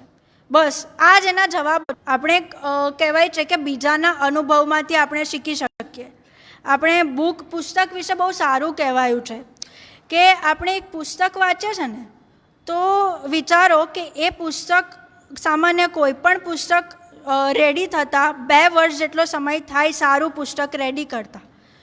તો એ 2 વર્ષમાં એ જે લેખક છે એ લેખકે જેટલું રિસર્ચ કર્યું હોય તે પ્લસ લેખકની જે ઉંમર છે એ ઉંમર દરમિયાન એણે જે અનુભવ કર્યા છે તે, આ બંનેનો સરવાળો તમે એક પુસ્તક વાંચો એમાંથી તમને મળી રહે. એટલે પુસ્તક વાંચવાનો બીજો એક બેનિફિટ છે કે તમને પુસ્તકમાંથી એ વ્યક્તિના, હવે જેમ કે લેખકની ઉંમર 60 વર્ષ હોય તો એના 60 વર્ષોનો અનુભવ મળી રહે, પ્લસ એ પુસ્તક બનાવવા માટે એણે જે રિસર્ચ કર્યું હોય એનો પણ તમને અનુભવ મળી રહે. તો આપણે કહીએ ને કે બીજાના અનુભવોમાંથી શીખી શકાય. કહેવાય છે કે બધી ભૂલો આપણે જાતે કરવી જરૂરી નથી, કેટલીક ભૂલો આપણે બીજાના અનુભવ પરથી પણ શીખી શકીએ છીએ. પણ એ આપણે અનુભવને ફોલો કરવા માટે અત્યારે અંગ્રેજી શિક્ષણ પણ એટલું જ જરૂરી છે ભારતીયની સાથે સાથે, તો એ દર્શાવે છે કે એ પશ્ચિમી સંસ્કૃતિને નકારતા નથી, પરંતુ એનો તર્કપૂર્વક સ્વીકાર કરવાનું કહે છે. હિન્દ સ્વરાજ્યમાં તેમનો મત વાંચે ત્યારે ગાંધીજી કોઈના વિરોધી હોય ને એવું ના લાગે, પણ ચિંતક અને સંશોધક હોય એવું લાગે. ગાંધીજી બીજાની સામે 5 આંગળી ચીંધવા પહેલાં પોતાને ચેક કરી લે કે પોતે સુધારવા જેવું છે કે નહીં. એ હતા ગાંધીજી. ગાંધીએ પોતાના સાચવવાનો એમને પ્રયાસ કર્યો છે. આજના યુવાનો માટે હિન્દ સ્વરાજ્યમાંથી એક સ્પષ્ટ સંદેશ એ મળે છે કે પ્રગતિનો માર્ગ ખાલી એવું નહીં કે સ્ટાર્ટઅપ કરવું, ટેકનોલોજી, નવી નવી ટેકનોલોજી સાથે યુઝ ટુ થવું કે નોકરીઓ કરવી, પરંતુ આત્મશક્તિ, નૈતિકતા અને સામાજિક જવાબદારી છે. મારું માનવું એવું છે કે હિન્દ સ્વરાજ્ય એ કોઈ સાહિત્યિક કૃતિ નથી, પરંતુ એક સમયાતીત ઘોષણાપત્ર છે. તે આજે પણ આપણને મનન અને મંથન માટે પ્રેરે છે. આજની જનરેશન ઇન્ક્લુડિંગ મી, આજની જનરેશનમાં કેવું હોય છે કે પોતાની સફળતા એ રીતે નક્કી કરે છે કે કોઈક સ્ટાર્ટઅપ કરી લીધું યા મની અર્ન કરી લીધા યા કંઈ નથી. તમારું એથિક્સ હોવું જોઈએ સફળતામાં પણ. આગળ વધીએ તો હિન્દ સ્વરાજ્યની ટીકા પણ આપણે જરૂરી છે. એક સિક્કાની 2 બાજુ હોય. કેટલીક સારી વસ્તુઓ પણ હોય, કેટલીક ખરાબ વસ્તુઓ પણ હોય છે. તો એમાં વ્યક્ત થયેલા કેટલાક વિચારો ક્યાંક ને ક્યાંક બદલાવ માંગે છે. 1909માં લખાયું હતું, એટલે એ સમય દરમિયાન આજે 2025માં કેટલાઓ થયા હોઈ શકે. જેમ કે એમણે કહ્યું છે કે રેલવે, રસ્તા અને પુલો કે ડૉક્ટર અથવા વકીલ વિના સમાજ સંભાવી શકે નહીં. એમણે કીધું કે સંભાવી શકે, પણ અત્યારે તમે વિચારો તો રેલવે, રસ્તા, પુલ કે પછી ડૉક્ટર, વકીલ વિના સમાજ સંભાવી શકે? નહીં સંભાવી શકે. હિન્દ સ્વરાજ કોઈ એક ધારદાર વસ્તુ હોય કે ચપ્પુ હોય, નાઇફ હોય, એ કોઈક એવા વ્યક્તિના હાથમાં આવે કે જેનું ગિલ્ટી માઇન્ડ છે, તો એનાથી શું કરશે? એનાથી એ કોઈનું મર્ડર કરી શકે છે યા કોઈને ઈજા પહોંચાડી શકે છે. પરંતુ એ જ વસ્તુ જો ડૉક્ટરના હાથમાં આવે તો એ ઓપરેશન કરીને કોઈનો જીવ બચાવી શકે છે. આપણે અત્યારના પેરેન્ટ્સની એક ફરિયાદ હોય છે કે ટેકનોલોજી આવી ગઈ, મોબાઈલ ફોન આવી ગયા, તો એને કારણે ભણવામાં ધ્યાન નથી રહેતું, સોશિયલ મીડિયા તો બહુ જ ખરાબ છે, મોબાઈલ ફોન તો છોકરાઓને આટલા ઉંમરે મળવો જ નહીં જોઈએ, અને એ રીતની વગેરે વગેરે ફરિયાદ રહેતી હોય છે. પણ હું એવું નથી માનતી. સોશિયલ મીડિયા બહુ જ હેલ્પફુલ છે, પણ એનો તમે કઈ રીતે ઉપયોગ કરો છો ને એ વધારે અગત્યનું છે. જેમ કે મારી સિવિલ સર્વિસીસની પરીક્ષાઓની તૈયારી કરવાની હોય તો હું ઇન્સ્ટાગ્રામ પર આપણી પાસે હિન્દુસ્તાન ટાઈમ્સ છે, ઇન્ડિયન એક્સપ્રેસ છે, ધ હિન્દુ છે, એની ચેનલ છે, તે સબસ્ક્રાઈબ કરો. એમાંથી તમને ન્યૂઝ મળે. BCC છે, એનાથી તમને ન્યૂઝ મળે, તમે વાંચી શકો. એટલે તમારે how to use social media, તમે એને કઈ રીતે યુઝ કરો છો એની ઉપર નિર્ભર કરે છે. બાકી દરેક વસ્તુ ખરાબ તો છે જ, એટલે તમારે એનો યુઝ પર આધારિત છે. એટલે હિન્દ સ્વરાજમાં પણ આવું હિન્દ સ્વરાજ્ય મારે મન એક દર્પણ છે, જેમાં મારે સમેત સમાજ જે છે અને દેશનું પ્રતિબિંબ હું જોઈ શકું છું. એટલે હિન્દ સ્વરાજ મારું પ્રિય પુસ્તક છે. હિન્દ સ્વરાજ એક એવો ગ્રંથ છે કે જે સાંપ્રત સમયના સંદર્ભમાં પણ પોતાની જાત સાથે આપણે વાત કરવા માટે પ્રેરે છે અને પોતાના વિચારો અને આદર્શોને વફાદાર રહેવાનું શીખવે છે. અને એ રીતે આંતરિક સ્વરાજ પ્રાપ્તિના માર્ગમાં એક માધ્યમ બને છે. હિન્દ સ્વરાજ્ય કહેવાય ને કે આપણે પોતાનાથી મળાવે. હિન્દ સ્વરાજ્ય તમે પુસ્તક વાંચો ને તો આપણે કેટલાક બધા બેઝિક્સ ક્લિયર થાય. આપણે લોકોને એવું હોય છે, આપણે માનતા હતા ને કે ગાંધીજી અહિંસામાં માને છે, બધાને એવું છે ને કે ગાંધીજી અહિંસામાં માને છે. પણ એક દાખલો ગાંધીજીએ આપ્યો હતો કે એક ગાય છે, તો એ ગાય ને કોઈક રોગ થયો છે. હવે એ ગાયને રોગ થયો છે, એ પીડાય છે, અને તે સમયે તમે એને મારી નાખો તો એ શું થાય? હિંસા થઈ કે અહિંસા થઈ? આપણે બધાના મન થશે કે હિંસા થઈ. ના, એ અહિંસા થઈ. આપણે એ ગાયને દુઃખમાંથી મુક્ત કરી તો એ અહિંસા થઈ. ગાંધીજીના આપણે કેટલાક કન્સેપ્ટો આપણે ખબર જ નથી. આપણે અહિંસા એટલે કોઈને પણ નુકસાન ના પહોંચાડવું એ રીતે વિચારીએ, પણ એક નવો જ એંગલ છે અહિંસાને જોવાનો, જે મેં પણ હિન્દ સ્વરાજ વાંચ્યું ત્યારે મને ખબર પડી. ગાંધી વિચાર છે ને મુજબ ગાંધી વિચાર મુજબ આજના જે CSR છે, corporate social responsibilities plus sustainable development goals, જેને ટકાઉ વિકાસ માટે કહેવાય છે, અને હેલ્થ વેલનેસની ચર્ચાઓમાં સીધા લાગુ પડે છે. કારણ કે તમે વિચારો કે 116 વર્ષ પહેલાં જ આગાહી કરી દીધી હોય કે અતિશય ભૌતિકતા માણસને ખોખલો બનાવી દેશે. ઉદાહરણ તરીકે આપણે જોઈએ કે નારાયણ મૂર્તિ છે, અઝીમ પ્રેમજી છે, રતન ટાટા જેવા ઉદ્યોગપતિને જોઈએ તો ખાલી એમની સફળતાનો આધાર નફો જ હતો એવું નથી. એ લોકોના સામાજિક મૂલ્યો, સામાજિક યોગદાન અને સ્વનિયમન પણ હતું. આપણે રતન ટાટાને અત્યારે પણ યાદ કરીએ. કેમ યાદ કરીએ? મુંબઈના જ્યારે હુમલા વખતે ટાટા કંપનીએ જે મદદ કરી હતી એ રીતે વાત કરીએ. અઝીમ પ્રેમજી છે જે પોતાની સંપત્તિનો કેટલોક ભાગ વેલનેસ માટે વાપરે છે, એના માટે આપણે યાદ કરીએ છીએ. નારાયણ મૂર્તિજીને યાદ કરીએ છીએ. તો એમની આ PP સવાણી ગ્રુપ છે સુરતમાં, તો મહેશભાઈ સવાણી જે છે એ જેમના ફાધર મધર નથી હોતા એ કન્યાઓના લગ્ન વિવાહ કરાવે છે. તો એમની સંપત્તિનો કેટલોક ભાગ એ સમાજને પણ આપે છે. તમને કહેવાય ને કે તમને જ્યાંથી બધું મળ્યું હોય ને ત્યાં કેટલુંક ડોનેટ કરવું પણ જરૂરી છે. હિન્દ સ્વરાજ પુસ્તક વિશે થોડીક એની ભાષા શૈલી જે છે, તર્ક, એ બધું કેટલુંક ગામથી છે, એટલે કે ભારતની તળભૂમિનું છે. ગાંધીજીના તમે હિન્દ સ્વરાજ વાંચો ને તો કેટલાક વાક્યો છે ને એ વાક્ય રચના પણ આપણે સમજ ના પડે. 2 વાર વાંચે ત્યારે કદાચ ત્રીજી વારે સમજ પડે. એટલે પશ્ચિમી સંસ્કૃતિ કરતાં આપણે ત્યાં જુદા પડીએ છીએ ને તે અંગેનું ચિંતન વાચક પોતે આ પુસ્તકના માધ્યમથી કરવા પ્રેરાય ને એનો હેતુ છે. આપણે પશ્ચિમી સંસ્કૃતિને આંધ્રું અનુકરણ કરીએ છીએ, કહીએ છીએ કે પશ્ચિમી સંસ્કૃતિ જ બેસ્ટ છે. તો અહીંયા ગાંધીજી આપણે એનો ડિફરન્સ બતાવે છે કે આપણે ક્યાં છે ને એ લોકો ક્યાં છે.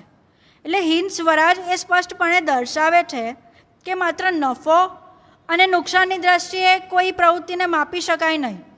એની સાથે નૈતિકતા, માનવીય મૂલ્યો અને વિકાસનું ટકાઉપણું પણ જોડાય તે એટલું જ જરૂરી છે. અત્યારે આપણે સતત ભાગદોડમાં જીવતા હોઈએ છીએ અને એ જ ગતિએ જીવન પદ્ધતિના યુગમાં પણ જીવીએ છીએ. આપણે અત્યારે વાત કરીએ ને તો કોઈને પણ પૂછે ને તો કોઈની પાસે સમય જ નથી. એમ કહીએ ને તો ગાંધીજી પોતાની જાતની વ્યસ્તતાઓ વચ્ચે પણ સમયનું વ્યવસ્થાપન કરી લેતા હતા. તો એ કઈ રીતે કરતા હતા? આપણે અત્યારે જનરલી પૂછે ને કે 2 કલાક પછી મળવું છે તો એક કોમન આન્સર હોય બધાનો, હું વિચારીને જણાવું, મારો ટાઈમ સેટ થશે તો મળશું. એ રીતના બધાના જ જવાબ હોય છે. તો એવું કેમ? આપણે એટલા બધા બિઝી. તો ગાંધીજીનું કેટલું સમય વ્યવસ્થાપનનું એક બહુ જ સારી વસ્તુ હતી. સેવાગ્રામમાં જ્યારે બાપુ બેસતા હતા ને જે કુટીરમાં રૂમમાં, ત્યાં ભીંત પર પાછળ 3 સૂત્રો લખેલા હતા. એ કદાચ મુલાકાતીઓ માટે લખાયા હોય ને એવું હોય. પહેલું સૂત્ર હતું બી ક્વિક, એટલે ઝડપ કરો. બી બ્રીફ, એટલે જે કહેવાનું છે એ ટૂંકમાં કહો. એન્ડ બી ગોન, એટલે વિદાય થાવ. આ હતું. આ 3 શબ્દોમાં જ બાપુનું ટાઈમ મેનેજમેન્ટ થઈ જતું હતું. અત્યારે આપણે ટાઈમ મેનેજમેન્ટ માટે મોટા મોટા લેક્ચરોઝ અપાય છે, 2-2 કલાકના લેક્ચરો, સેમિનાર થાય છે કે તમે આ રીતે ટાઈમ મેનેજ કરો, આ કરો. ગાંધીજીને તો 3 મિનિટમાં જ થઈ જતું હતું. આમ ગાંધીજી ગમે તેટલી મોટી સંખ્યામાં મુલાકાતી હોય તો પણ નિપટી લેતા. આ 2 મિનિટ જેટલા ટૂંકા ગાળામાં એ સ્પષ્ટતાપૂર્વક પોતાની વાત મૂકી પણ શકતા. પોતાના વિચારોનું પ્રત્યાપન સામેની વ્યક્તિના મગજમાં કરી પણ શકતા. કદાચ આ જ કારણ હતું કે ગાંધીજી પોતે લખાયેલા હજારો પત્રો વાંચતા અને એનો જવાબ લખતા. તે ટાઈમે ઈમેલ નહોતું કે એમનો કોઈ પર્સનલ સેક્રેટરી નહોતો કે એના ઈમેલનો જવાબ આપી દે. જાતે લખતા હતા. ગાંધીજીએ 2.5 લાખ કરતાં વધુ પત્રો લખ્યા છે. આશ્રમમાં પોતે ભાગ આવતી કામગીરીઓ પણ સાથે સાથે કરતા હતા. નવજીવન અને અન્ય પ્રકાશનોમાં લેખ પણ લખતા હતા. પુસ્તકો પણ લખ્યા છે. દેશ અને વિદેશના મહાનુભાવોને પણ મળતા હતા. ખબર ને, હિન્દ સ્વરાજ પુસ્તક જહાજમાં લખાઈને બેસીને લખાયું છે. ગાંધીજીમાં હિન્દ સ્વરાજ પુસ્તકમાં ગાંધીજીના અક્ષરો આપણે ગમે તેમ થોડા લાગતા હોય. ગાંધીજી જમણો હાથ થાકી જાય ને તો ડાબા હાથે લખતા હતા. આ હતું એનું ટાઈમ મેનેજમેન્ટ કે બેસવાનું નહીં, ફ્રી નહીં રહેવાનું. જમણો હાથ થાકી ગયો, ડાબા હાથે લખો. ને જહાજમાં બેસીને લખ્યું છે. એટલે બ્રિટિશ સરકાર સામે જંગનું આયોજન પણ કરી શકતા હતા, એનું નેતૃત્વ પણ કરી શકતા હતા. લોકો આવે તો લોકોના પ્રોબ્લેમ્સ પણ સાંભળી શકતા હતા, એને સોલ્યુશન પણ આપી શકતા હતા. અને આમ છતાંય બાળક જેવી નિખાલસતાથી ખડખડાટ હસી પણ શકતા. તો આ હતા ગાંધીજી, અને મશ્કરી પણ કરી શકતા અને પ્રેમનો ઝઘડો પણ કરી શકતા. આપણે તો અત્યારે એક કામ હોય ને તો આ કામ છે આપણે અગાઉથી પ્લાનિંગ કરવા માંડીએ, પણ પ્લાનિંગ પ્રમાણે કોઈ કામ આપણું થતું હોતું નથી. એટલે આથી મોટો ટાઈમ મેનેજમેન્ટનો કોઈ કેસ હિસ્ટ્રી મળે ખરી? આટલો મોટો ટાઈમ મેનેજમેન્ટનો કેસ હિસ્ટ્રી કશે નહીં મળે. તો ટાઈમ મેનેજમેન્ટની વાત થઈ છે તો મને એક પ્રસંગ યાદ આવે છે, કદાચ તમને બધાને પણ સાંભળવો ગમશે જ. ધીરુભાઈ અંબાણીનો એ પ્રસંગ છે. ધીરુભાઈ અંબાણી છે ને એક આંતરરાષ્ટ્રીય મેગેઝિનને ઇન્ટરવ્યૂ આપવા માટે એમણે સમય આપ્યો હતો કે આ ટાઈમ પ્લોટમાં તમે ઇન્ટરવ્યૂ લેવા આવી શકો છો. તો આશરે 4 થી 4.5 કલાક જેવો ઇન્ટરવ્યૂ ચાલ્યો હશે, અને પછી છેલ્લે વાઇન્ડિંગ અપ કરતા હતા તો ત્યારે ઇન્ટરવ્યૂ લેનાર જે ટીમ હતી ને એ ટીમે કહ્યું કે સર એક પ્રશ્ન છે, હજુ મારે તમને એક પ્રશ્ન પૂછવો છે, તમારી રજા છે? એટલે ધીરુભાઈએ કહ્યું શાંતિથી કે હા પૂછો, મને યોગ્ય લાગશે તો એનો જવાબ આપીશ. એટલે ઇન્ટરવ્યુઅરે પૂછ્યું કે આપણો ઇન્ટરવ્યૂ આશરે લગભગ 4 થી 4.5 કલાક જેવું ચાલ્યો હશે. એ દરમિયાનમાં મેં જોયું છે, મેં માર્ક કર્યું કે નથી કોઈ તમારો ફોન કોલ્સ આવ્યો, કે નથી કોઈ તમારો સેક્રેટરી તમારી પાસે સંદેશો લઈને આવ્યો, કે નથી કોઈ સિનિયર એક્ઝિક્યુટિવ બારને ટકોરા માર્યા. તમે આટલું મોટું એમ્પાયર સામ્રાજ્ય ચલાવો છો, તેની વચ્ચેથી આટલો સમય કઈ રીતે ફાળવી શક્યા? આપણે બટ ઓબ્વિયસ છે કે એક બિઝનેસમેન હોય તેના તમે 4 થી 4.5 કલાક લો એટલે એક દરમિયાનમાં 1-2 ફોન કોલ્સ તો આવી જ જાય. અત્યારે પણ બધા બેઠા છે, કોઈના 2-3 ફોન કોલ્સ આવી જ ગયા હશે. તો અહીંયા ધીરુભાઈએ ખૂબ જ શાંતિથી અને હસતા હસતા જવાબ આપ્યો કે જે માણસ એમ કહે છે ને કે મારી પાસે સમય જ નથી, મને ટાઈમ જ નથી મળતો, એ કાં તો મૂર્ખ છે, એટલે કે પોતાનો સમયને મેનેજ નથી કરી શકતો, કાં તો પછી એ ધૂર્ત છે, એ તમને મૂર્ખ બનાવે છે અને જૂઠું બોલે છે. હું આ બેમાંથી એકે કેટેગરીમાં આવતો નથી. દોસ્તો, અહીંયા આ ટાઈમ મેનેજમેન્ટની એક બીજી કેસ હિસ્ટ્રી. તો છેલ્લે હું એમ કહીશ કે હિન્દ સ્વરાજ્ય બહારથી નહીં પરંતુ અંદરથી જન્મે છે. પુસ્તકનો સાચો ઉપયોગ ખાલી લાઇબ્રેરી સજાવવા માટે નહીં પરંતુ મનન અને ચિંતન માટે કરવો જોઈએ. હિન્દ સ્વરાજ આ કારણથી મારા માટે એક પુસ્તક નથી પણ એક જીવતું જાગતું ચિંતન અને માર્ગદર્શનનું સાધન છે. એક દર્પણ છે જેમાં હું મારા જીવન, સમાજ કે દેશ વિશેનું પ્રતિબિંબ જોઈ શકું છું. આંતરિક સ્વરાજ સિદ્ધાંત અને મૂલ્યનિષ્ઠા પર આધારિત હોય છે, એટલું જ પોતાના વિચારો પ્રત્યેની વફાદારી પર પણ આધારિત હોય છે. આ કારણથી તમે એક સિદ્ધાંતનિષ્ઠ જીવન પદ્ધતિ તરફ દોડાવો, ત્યાં જ્યાં સુધી આ પ્રક્રિયા ચાલતી રહેશે ને ત્યાં સુધી હિન્દ સ્વરાજ અને તેમાં વ્યક્ત વિચારો પ્રસ્તુત બની રહેશે. હિન્દ સ્વરાજ ગ્રંથ 1909માં પણ જેટલો પ્રસ્તુત હતો એટલો આજે પણ છે. એની સામેનું બેસ્ટ એક્ઝામ્પલ હું છું કે 22-23 વર્ષની હિન્દ સ્વરાજ્ય વિશે છોકરી બોલે અને કદાચ મારાથી તમારા બધાનું જ્ઞાન વધારે પણ હોઈ શકે, પણ એટલે આ હિન્દ સ્વરાજ્યની શક્તિ છે કે 22-23 વર્ષની છોકરીને પણ બોલવા માટે પ્રવૃત્ત કરી. તો કદાચ આ વિચારો આવતી સદીમાં પણ ધબકતા રહે જો આપણે તેના વિચારોને જીવંત રાખીશું, એ વિચારોને આપણી જીવન પદ્ધતિથી અપ્લાય કરીશું તો જ જીવંત રાખી શકીશું. Thank you.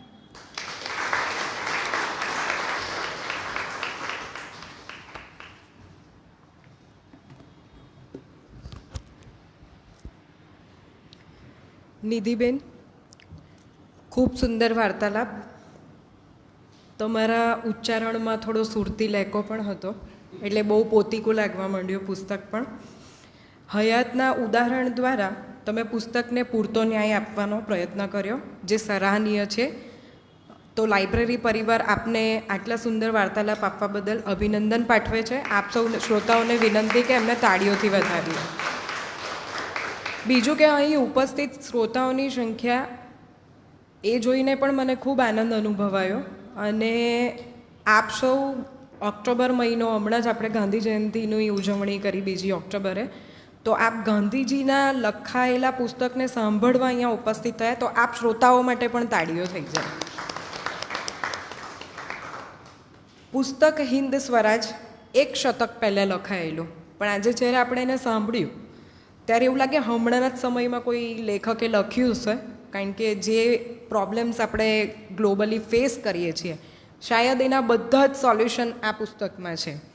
તો એવું આવા દીર્ઘદ્રષ્ટા હતા આપણા મોહનદાસ.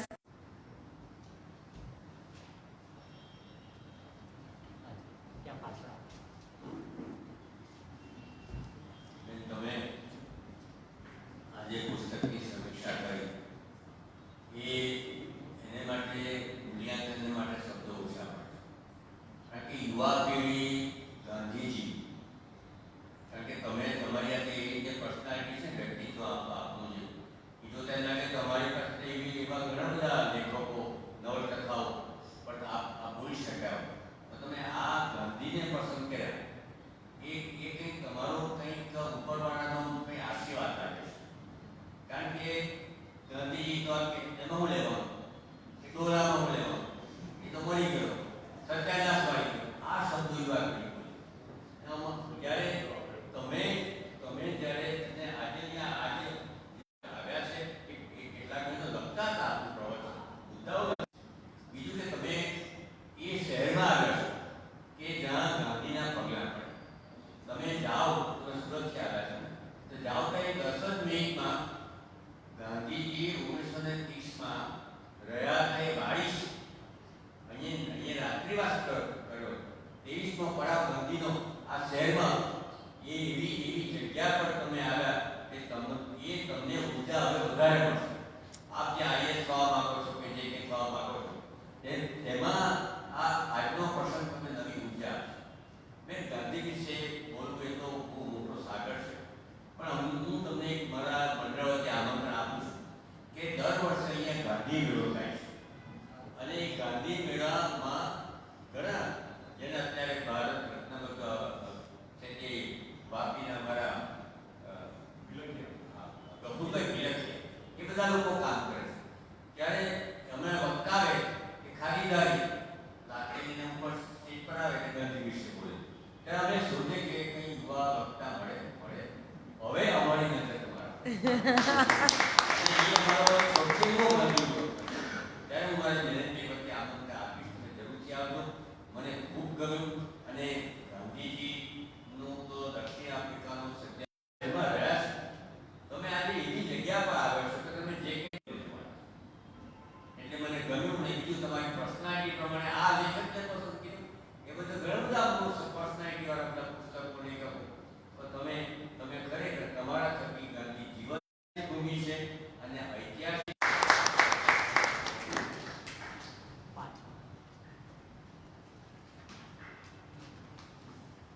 પહેલા તો તમે ખૂબ જ સરસ રીતના પ્રેઝન્ટ કર્યું છે અને તમારી પ્રેઝન્ટેશન સ્કિલ બહુ જ ગમી છે.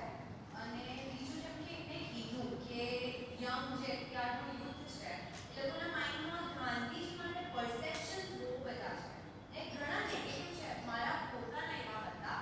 હું અત્યારે લોમાં આવી ત્યારે આખું પરસેપ્શન જ ચેન્જ કરાવી એમને મને રિયલાઇઝ કરાવ્યું કે ગાંધીજીનું એક પોઝિટિવ પરસેપ્શન છે અને એમની વિચારધારા જ આખી અલગ છે. તો મને તમને એ પૂછવું હતું કે આ જે બુક છે એનું એક્ઝેક્ટ સિનોપ્સિસ તમે કઈ રીતના કન્ક્લુડ કરી? નિધિબેન,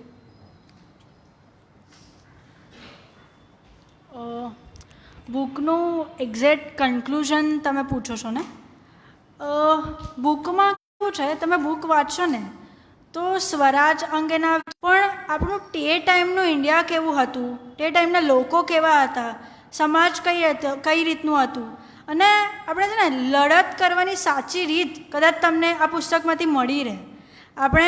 તમે લો બેકગ્રાઉન્ડમાંથી તમે પણ આવો છો તો ગાંધીજી પણ બેરિસ્ટર હતા તો તમારે લડત કઈ રીતે લડવી ને કદાચ આ પુસ્તકમાંથી એ પણ મળી રહે.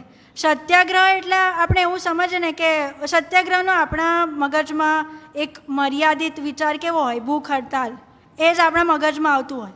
ના, ગાંધીજી સત્યાગ્રહને બહુ મોટા લેવલે લઈ ગયા હતા અને સત્યાગ્રહમાં કેવું હતું કે બીજાને નુકસાન પહોંચાડવા કરતાં મને પોતાને નુકસાન થાય ને એ વધારે સારું. એક પ્રસંગ છે કે ગાંધીજીએ એક વખત કહ્યું હતું કે બ્રિટિશ કાયદા મને મંજૂર નથી તો હું નહીં માનું, પરંતુ એના માટે હું એમનો કાયદો તોડું યા હુલ્લો કરવું એવું નહીં. હું કાયદા નહીં માનું, એ લોકો મને શારીરિક ઈજા પહોંચાડશે કે ગમે તે કરશે, પણ ત્યારે એ શું થશે, એ પોતાની જાતને ઈજા કરેલીમાં કહેવાશે. એટલે સત્યાગ્રહ એ છે.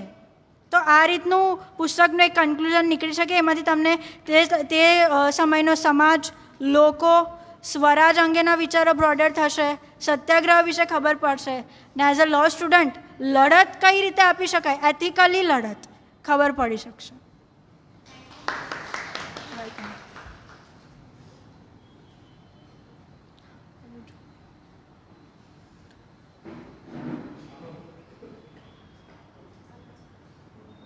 આપણે બધાને ખબર છે કે ગાંધીજીનો જન્મ પોરબંદરમાં થયો હતો, પણ મારા હિસાબે ગાંધીજીનો જન્મ આફ્રિકામાં થયો હતો. કારણ કે આફ્રિકામાં આપણે જે પેકેજ આવેલા ને આખી રાત આપણે જે ગુજારેલી, ત્યાંથી આપણે જે લડવાની પ્રેરણા બનેલી એ વસ્તુ બની હતી. યસ, આ જોઈને જે ગાંધીજી હતા, આપણે જે લડવાની પ્રેરણા બની, હું એ વસ્તુ માટે બધા મિત્રો છું માહિતી છે થોડી. નહીં, સાચી વાત છે. તમને મહાત્મા આવ્યા. ગ્રેટ.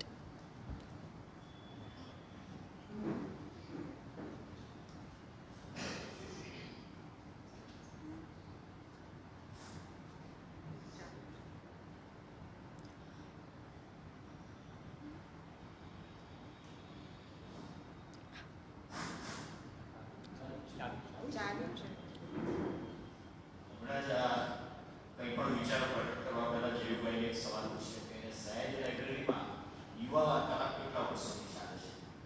એમણે જે જવાબ આપ્યો તે વાંચીને તે સાંભળીને મને એવું લાગ્યું કે મેં ઘણું બધું ગુમાવ્યું. ઘણા વખતથી હું પણ સયાજી લાઇબ્રેરીમાં ઘણા બધા વાર્તાલાપ સાંભળવા આવું છું, પણ અનફોર્ચ્યુનેટલી યુવા વાર્તાલાપ for the first time. Okay. અને ફોર્ચ્યુનેટલી ફરી પાછો બધાના મગજમાં જે સવાલ છે એ મારા મગજમાં હતો જ્યારે પુસ્તકનું નામ હિન્દ સ્વરાજ વાંચ્યું અને યુવા વાર્તાલાપમાં હિન્દ સ્વરાજ આવ્યું એટલે ઉત્કંઠા ઘણી બધી વધી ગઈ. જાણીને એક જ આનંદ થયો, ભલે જનરેશન સાથે જનરેશન, મતલબ ગાંધીજીના સમયનું જે જનરેશન, ત્યાર પછીની જનરેશન જેણે ખરેખર ગાંધીજી જાણવા જોઈતા હતા, ખરેખર ગાંધીના વખાણ કરવા જોઈતા હતા, પરંતુ અનફોર્ચ્યુનેટલી છેલ્લા 10 વર્ષથી જે રીતે વોટ્સએપ યુનિવર્સિટી વાંચીને આ દીકરીએ પણ કહ્યું કે ઘણા બધા ગાંધીજી માટેના અભિપ્રાયો અલગ અલગ આવતા હતા. તો આનંદ એક વસ્તુનો થયો કે પ્રેઝન્ટેશન તો ચોક્કસ મને ઘણું સરસ, કારણ કે જે વ્યક્તિ અહીંયા બોલવા આવે છે દરેકની પોતાની તૈયારી કેવી હોય છે, કારણ કે ખબર છે ઓડિયન્સની સામે જ્યારે આપણે ઊભા રહીએ ત્યારે આપણા મગજમાં એક કોન્ફિડન્સ તો હોય જ છે કે બાકીના બધા જે જાણતા હોય તે હું જે જાણું તે સૌથી વધારે છે. અને ભલે તમે એવું બોલ્યા કે મારા કરતાં પણ અહીંયા વધારે જાણતા હશે, બધી વખત એ સાચું નથી. સામે બેઠેલી વ્યક્તિઓ કદાચ પુસ્તક વાંચી પડતા હોય. અને આજે મેં એક વસ્તુ જાણ્યું કે ગાંધીજી માટે તમે જે એમ કહ્યું કે આ પુસ્તક જહાજમાં બેસીને લખાયું અને લખતી વખતે જમણો હાથ મૂકી જાય તો ડાબા હાથથી લખતા, આ for the first time. Okay. એટલે આવી બધી ઘણી વસ્તુઓ એવી છે કે ગાંધીજી ઘણા બધા હજી પણ નથી જાણતા, છતાં એવા ગ્રુપમાં પણ આપણે બેઠા છે કે જે ગ્રુપમાં 12 વ્યક્તિઓ નીચે બેઠેલા હોય, એમાં આજે જે સોશિયલ મીડિયાની વાત કરી 12 માંથી 8 વ્યક્તિ રીલ્સ જોતા હોય કે જ્યાં હાહાની રીલ સિવાય કંઈ થતું નથી હોતું. બીજું ભૂલે ચૂકે પોલિટિક્સનો ટોપિક આવી ગયો તો ગાંધીજીને એબ્યુઝ કરવા સિવાય કશું નથી હોતું. ઇવન જનરલ ગ્રુપ જે બધા ચાલતા હોય તેમાં પણ જો કોઈ ગાંધીજીની વિરુદ્ધ લખે તો તેનો બચાવ કરવા માટે ભાગ્યે કોઈ વ્યક્તિ આવે મને જેવું કહે કે જ્યારે પણ ગાંધીજીની અગેન્સ્ટ કંઈ લખાઈને આવે તો પોતાની વેદના સંવેદના વ્યક્ત કરતા હોય છે કે આવું નહીં થવું જોઈએ. વાત ખૂબ જ સાચી છે, પરંતુ આ બધાને સમજાવવા માટે પણ અહીં સુધી લાવવા પડે તેવું છે. અને મુખ્ય વસ્તુ તો એ છે કે પુસ્તક વાંચ્યા વગર ક્યારેય કોઈને કોઈ વસ્તુની સમજ નથી પડતી. ફક્ત સાંભળવાથી આજે આપણે જાણીએ છીએ કે 100 માંથી 95 વસ્તુ આપણે ખોટી વોટ્સએપ પર વાંચી રહ્યા છે, ખોટી સાંભળી રહ્યા છે અને એના ઉપર ડિસ્કશન ચાલતા હોય. એમાં મારા એક ગુરુજીએ મને એવું કીધું કે ચર્ચા થતી હોય તો ભાગ લેવા, કારણ ચર્ચાથી જ્ઞાન વધે અને વિવાદથી આપણું જ્ઞાન દાખલ. Thank you.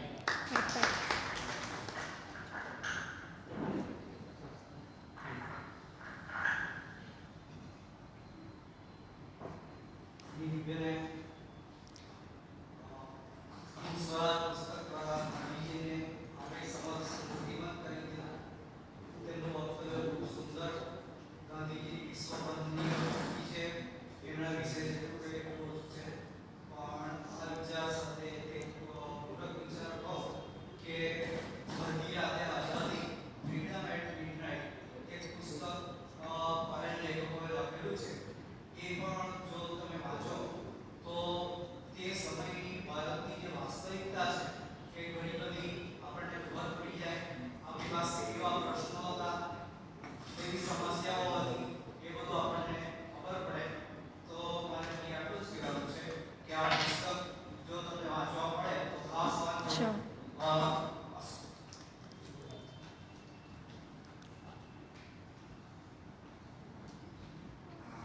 મારો મને એક જ ક્વેશ્ચન હતો કે હિન્દ સ્વરાજ જે અરસામાં લખાયું એ અરસામાં ભારત વર્ષમાં જે પ્રોબ્લેમો હતા, જે જાણવું હતું એ અંગે સૂચનો હતા. પણ આજે તમે પણ નવી પેઢીમાં છે, અમે પણ નવી પેઢીમાં છે. જો આજે ગાંધીજી હયાત હતે, હયાત જ છે, વિચારો છો તો હયાત જ છે, પણ જો હયાત હતે તો આજના સ્વરાજ માટે કયા સૂચનો હતે? તમારા માટે તમને શું લાગે એ જણાવી શકો તમે? 3-4 વસ્તુ. તમે હિન્દ સ્વરાજ પુસ્તક વિશે મેં વાત કરી ત્યારે કહ્યું ને કે એના જે વિચારો છે ને એ અત્યારે પણ પ્રસ્તુત છે. અત્યારે ગાંધીજી હોત તો હિન્દ સ્વરાજ પુસ્તકમાં 1909માં જ ગાંધીજીએ કહી દીધું હતું કે આપણે ભ્રષ્ટાચાર ભોગ આપણે કહીએ ને કે આપણે એક્સ્ટ્રા વેકેન્સી લાઈફ તરફ આગળ વધી રહ્યા છે. તો એ ગાંધીજીએ તે ટાઈમે જ કહી દીધું હતું. તો અત્યારે પણ એ જ પ્રસ્તુત છે. અને ગાંધીજી અત્યારે હોત તો અત્યારે ભ્રષ્ટાચાર પછી ઉપભોક્તાવાદ એ બધાની સામે કેટલું કામ કરી શક્યા હોત. એટલે ગાંધીજી જો વધુ જીવ્યા હોત ને તો દેશ થોડોક અલગ હોત. પણ એ ટાઈમે જે કીધું હતું એ અત્યારે પણ પ્રસ્તુત છે. તો આપણે હિન્દ સ્વરાજ ગાંધીજી આપણી પાસે સદેહ તો નથી પણ વિચાર વિશ્વમાં અક્ષર દેહ તો છે જ. તો આપણે આને જ ગાંધીજી માનીને ફોલો કરી શકીએ છીએ અને આના જે વિચારો છે એને જ અપ્લાય કરીએ તો તમારું સ્વરાજ જે તમારી બદલવાનું જે વિચાર છે એટલે આપણું અત્યારનું જે દુનિયા એટલે આપણે કહીએ ને કે અત્યારનો જે સમાજ છે એને બદલવાની તમે જે વાત કરો છો તો આ પુસ્તકને ફોલો કરો, આપોઆપ બદલાઈ જશે. ગાંધીજીની જરૂર નથી અત્યારે, જરૂર નથી ઇન ધ સેન્સ એમની કહેવાય ને કે સદેહે જરૂર નથી.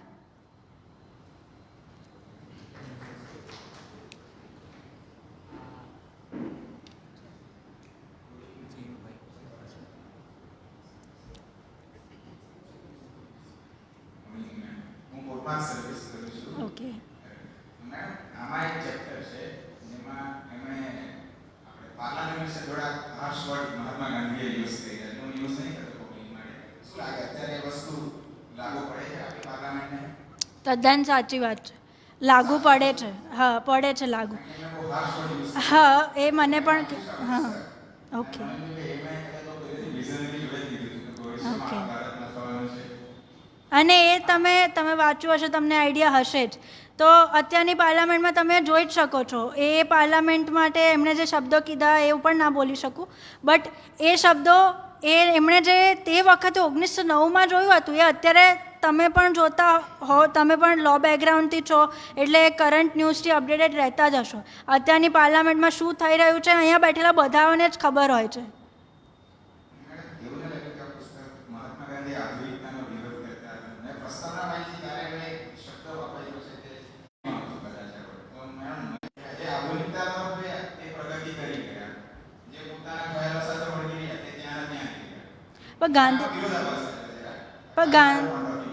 ગાંધીજી એવું કહેતા જ નથી ને કે તમે એટલે મેં લાસ્ટમાં પણ કીધું કે ગાંધીજીએ પશ્ચિમી સંસ્કૃતિને ક્યારેય ક્રિટિસાઇઝ નથી કરી.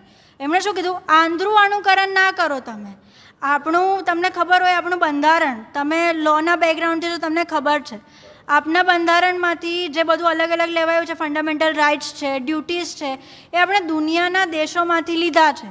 હવે એ આપણે બેઠા લઈને નથી મૂકી દીધા. આપણે અમેરિકામાંથી કેટલી બધી વસ્તુઓ લીધી છે, ફંડામેન્ટલ રાઇટ્સ લીધા છે, તો એ બેઠા નથી મૂકી દીધા. આપણે આપણા ભારતને અનુરૂપ એમાં મોડિફિકેશન કરીને મૂક્યા છે. ગાંધીજી પશ્ચિમીકરણની વિરુદ્ધ નહીં હતા પહેલાં તો. એટલે ગાંધીજી એમ કહે છે કે તમે આંધ્રું અનુકરણ નહીં કરો. હવે તમે યુએસએમાં ડ્યુઅલ સિટીઝનશીપ છે, આપણે ત્યાં છે નથી, કેમ કે પોસિબલ જ નથી. આપણે ત્યાં યુએસએમાં આઈ થિંક 50 સ્ટેટ્સ છે, આપણે ત્યાં છે, આપણે ત્યાં નથી. એટલે તમે અનુસરણ કરો પણ આંધ્રું અનુસરણ નહીં કરો. ગાંધીજીનું કહેવું એટલું જ હતું. ગાંધીજી પાછળ નહીં જવાનું કહેતા હતા. તો પછી આપણે એમ પણ કહી શકીએ કે ગાંધીજીએ કહેવાય ને કે અંગ્રેજીને કોઈ દિવસ એવું નથી કીધું કે તમે અંગ્રેજી ના શીખો. એમણે માતૃભાષાને મહત્ત્વ આપ્યું, જોર આપ્યું, પણ એ સાથે એ પણ કીધું કે અંગ્રેજી પણ એટલી જ જરૂર છે તમારે શીખવા માટે. અને આજના ગ્લોબલાઇઝેશનના વર્લ્ડમાં આપણે જોઈએ જ છે કે એની ઇમ્પોર્ટન્સ શું છે.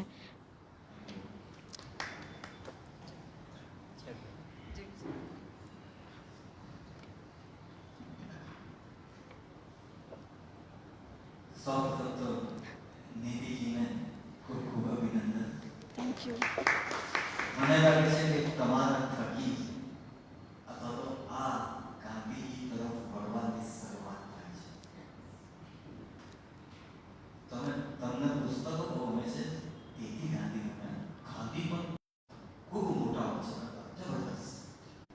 ક્યારે પણ અપ્રસ્તુત થવાની નથી. થોડો વખત ઢંકાઈ જશે, પણ આવનાર વર્ષોમાં ગાંધી વિચારધારા પર કામ કરવાની સતત અને ખૂબ જરૂર પડવાની છે. એમાં મુખ્યત્વે પર્યાવરણ માટે. ગાંધીજી પર્યાવરણ માટે ખૂબ જાગૃત હતા, ખૂબ જાગૃત હતા. તેને ત્યક્તેન વંચિતા, ત્યાગીને ભોગવ. 1900 ઓફ થઈ ગયા 48માં, ત્યારે કેટલો ભૌતિકવાદ હતો અને અત્યારે કેટલો છે. ગાંધીજી અત્યારે આ જોઈને શું થાત એને એવો વિચાર આવે. ગાંધીજીને માટે દિન સ્વરાજના એટલે ગામડું સ્વાવલંબી ગામડું બની રહે એ એના વિચાર હતા. એટલે ગાંધી વિચારની હત્યા તો 16મી ઓગસ્ટ 1947 થવા માંડી. ગાંધીજીએ પૂર્વ દિશા બતાવી અને આપણે પશ્ચિમ તરફ ચાલવાનું શરૂ કરી દીધું. અને તેથી કદાચ અત્યારે ભારતની આ હાલત છે. ગાંધીજીનો સૌથી મોટો અન્યાય એમણે જેમને ખૂબ ચાલ્યા તેવાય જ કર્યો, અને એમણે જેમને ખૂબ અન્યાય કર્યો એ હોત તો કદાચ અત્યારે સ્થિતિ જુદી હોત. પણ let's not discuss this. Gandhiji કહેતા હતા કે મને હાસ્ય ન હોત તો હું આટલું જીવ્યો જ ન હોત. ખૂબ એ હાસ્ય માણતા હતા, ખૂબ માણતા હતા. અને વલ્લભભાઈ સાથે તો એમનો ખૂબ હાસ્યનું ચાલતું હતું. એટલે તમારા માટે જ્યારે આવ્યું ત્યારે મારે એમને રાહુલભાઈને કહેવું પડ્યું કે રાહુલભાઈ તમારા સાધનો સાચવજો આજે. કે કેમ? મેં કીધું તો કોણ આવવાનું છે? દીવાસળીવાળા આવવાના છે. પણ દીવાસળીવાળા દીવો પ્રજ્વલિત કરવા આવ્યા છે. એનો ખૂબ આનંદ છે. ગાંધીજી ખૂબ પ્રસ્તુત થવાના છે આવનારા દિવસોમાં. એમની પર્યાવરણ માટેની તો ખરી જ, પણ સમાજ માટેનું પણ એમનું જે ચિંતન હતું, ટ્રસ્ટીશીપની ભાવના. અત્યારે જે ગેપ વધી રહ્યો છે સરકારને કારણે પણ, તો તે એ ટ્રસ્ટીશીપની ભાવના કેળવાશે તો જ છે. એ જે ખાય હેવ્સ એન્ડ હેવ-નોટ્સ વચ્ચેની, તે ક્યારે પુરાશે? સરકાર ન કરી શકે. માણસ જ જાગૃત થવું જોઈએ. એને અંદરથી ઈચ્છા કરવી જોઈએ કે આ હું કેવી રીતે જોઈ શકું, આની પાસે કંઈ નથી તો હું આટલું બધું કહું. એ ટ્રસ્ટીશીપની ભાવનાને એમને ખૂબ પ્રચાર કર્યો છે, ખૂબ પ્રચાર કર્યો છે. એને માનતા હતા જેનાથી આપણે દૂર થતા રહ્યા. અંગ્રેજી મીડિયમ માટે બધું બહુ કહેવાય છે, પણ સૌથી વધારે મને સ્પર્શે કરેલું વાક્ય ગાંધીજીનું હતું. ઇંગ્લિશ મીડિયમમાં દાખલ થયેલા અને કહે છે કે મારા મમ્મી પપ્પા પિતાજીને તો ગુજરાતી ભાષી, હું મારા પિતાજીથી વિખૂટો થતો ગયો. અંગ્રેજી માધ્યમને કારણે હું મારા પિતાજીથી દૂર થતો ગયો. આ વાક્ય તમને સ્પર્શી જાય છે. એકદમ સત્ય છે. આ ગાંધીજી હતા.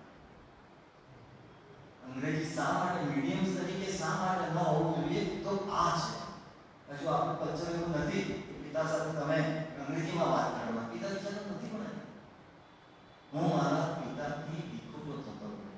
એમણે કહ્યું છે ને આત્મકથામાં. તો ગાંધીજી આ હતા.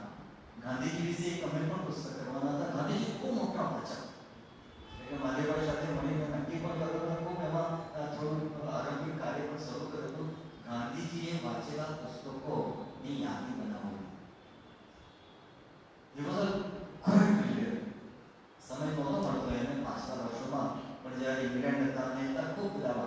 ખૂબ અને એનું અંગ્રેજી હતું પણ બહુ સરસ. એમાં અંગ્રેજીનું ડ્રાફ્ટિંગ કે તમે વાંચો તો ખૂબ સરસ અંગ્રેજી હતું. એટલે ગાંધીજીને હવે ફરી જીવંત થઈ રહ્યા છે એવું તમને સાંભળીને લાગે છે. 22 વર્ષની દીકરી જ્યારે ગાંધીજીના વિચારો સાથે માનમેળ ધરાવતી થાય તો મને થાય છે કે હવે આખો સમાજ ફરી એકવાર ગાંધીજીએ બતાવેલી દિશામાં આગળ વધશે. મુખ્યત્વે 3 પોઈન્ટો ગાંધીજીના જે છે. ગાંધીજી આમાં તો આ જે છે હિન્દ સ્વરાજ એમાં રેલવેનો વિરોધ કર્યો છે, ડોક્ટરોનો વિરોધ કર્યો છે. આપણને રેલવેનો વિરોધ રેલવેનો વિરોધ એટલા માટે કે એ મારા ગામડાને તબાહ કરી દેશે અને હી વોઝ રાઈટ. યંત્રોના એ વિરોધી નહોતા. હવે યંત્ર કામ છીનવી લે તેના એ વિરોધી હતા. સિંગરના સુઈ મશીનનો એનો ખૂબ એને મારી બેન દીકરીઓને બહુ સરસ એને સેવા આપી છે એવું કહેતા. એ જમાનામાં એમણે સારું ઝાડુ બનાવવા માટે 1 લાખ રૂપિયાના ઇનામની જાહેરાત કરી. You can imagine. યંત્રના વિરોધી નહોતા પણ યંત્ર માનવને ખાઈ જાય એ એમને પસંદ નહીં હતું. રોજી ખાઈ જાય માનવને તે એને પસંદ નહીં હતું. એટલે મને પ્રશ્ન થાય કે અત્યારે હવે એઆઈ આવે છે ત્યારે ગાંધીજી શું કર્યું? એઆઈ માટે ગાંધીજી શું વિચાર્યું? એઆઈ આપણે કહીએ ને કે એઆઈ અને રોબોટિક્સનો જમાનો છે, પણ જ્યાં માણસ કામ કરી શકે ત્યાં માણસ જ કામ કરી શકે, યંત્રો ના કરી શકે. કદાચ તમને અત્યારનો I think if I am not wrong 1 વર્ષ પહેલાં દક્ષિણ કોરિયામાં આઈ થિંક એક રોબોટ હતો, એને સુસાઇડ કરી દીધું હતું. રોબોટે સુસાઇડ કર્યું, કદાચ બધાને અજીબ લાગતું હોય. એની પાસે એટલું કામ કરાવ્યું કે પહેલાં એ મશીનરી એ બેસી જ ગયો, નહીં કરી શક્યો. તો આ એક ખામી છે માણસ, અને આ ડિફરન્સ છે માણસ અને મશીન વચ્ચે. એ તમે એઆઈની વાત કરી ત્યારે આ વસ્તુ છે કે એઆઈની એક લિમિટેશન છે. એઆઈ એક લિમિટેશન સુધી તમને જવાબ આપી શકશે. અત્યારે તમે એઆઈમાં લખો કે give me script of this is this, AI આપી દેશે. પણ એઆઈ પાસે સંવેદના નથી જે માણસ પાસે છે. વિચારવા માટે એની પાસે આપણા કરતાં સારું મગજ છે, પણ એ માનવીના તોલે તો નહીં જ આવે. હા એ જ. એટલે માણસ હા ઓકે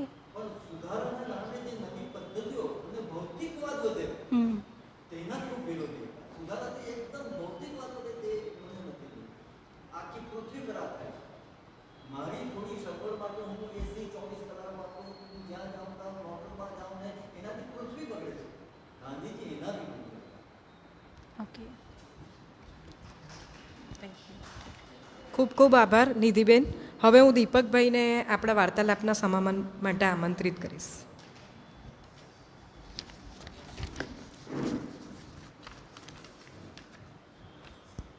આજની વક્તા નિધિબેન માટે આપણે જોરદાર તાળીઓ પાડીએ. એમણે ખૂબ સરસ હિન્દ સ્વરાજને આપણી સમક્ષ રજૂ કર્યું.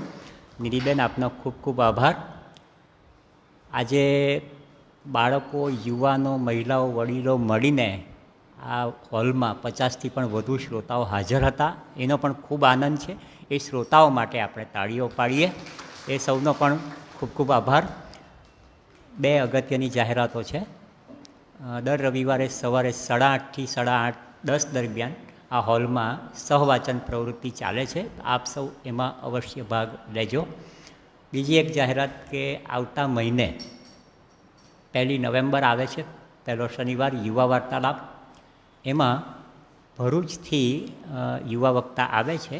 એમનું નામ છે ડૉક્ટર ઉત્સવી ઓઝા.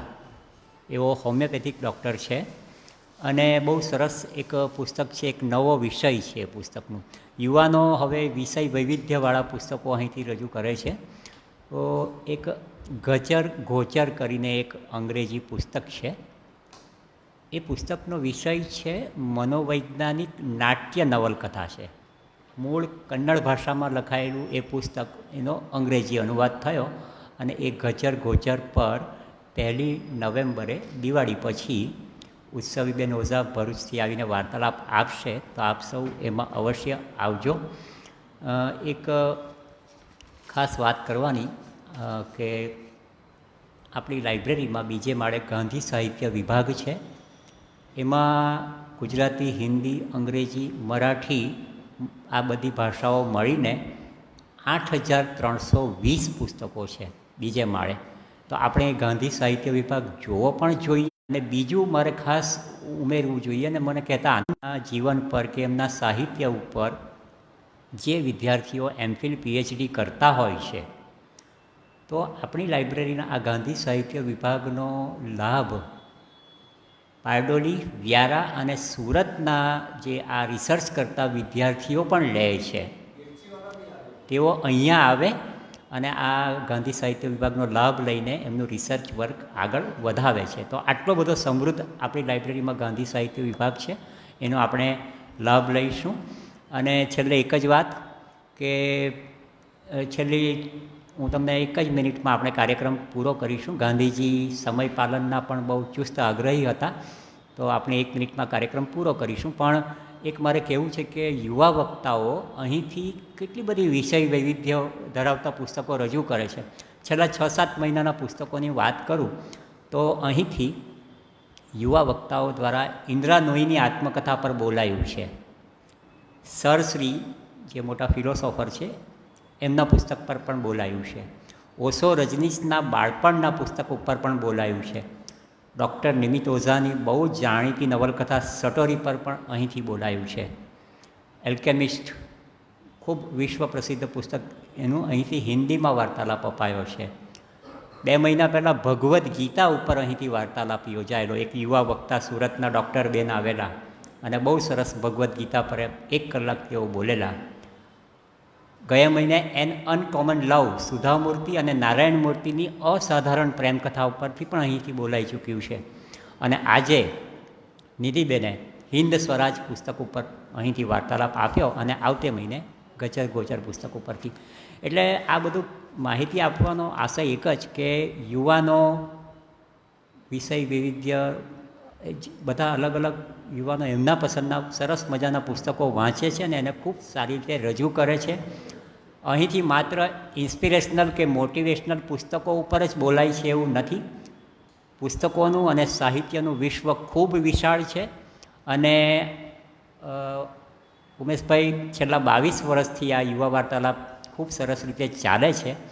એનો અર્થ એવો થાય કે યુવાનો પુસ્તકો વાંચે છે, યુવાનો પુસ્તકાલયમાં આવે છે અને યુવાનો 1 કલાક સુધી હું જે પુસ્તકો બોલી ગયો એના ઉપર અહીંથી જાહેરમાં બોલી પણ શકે છે.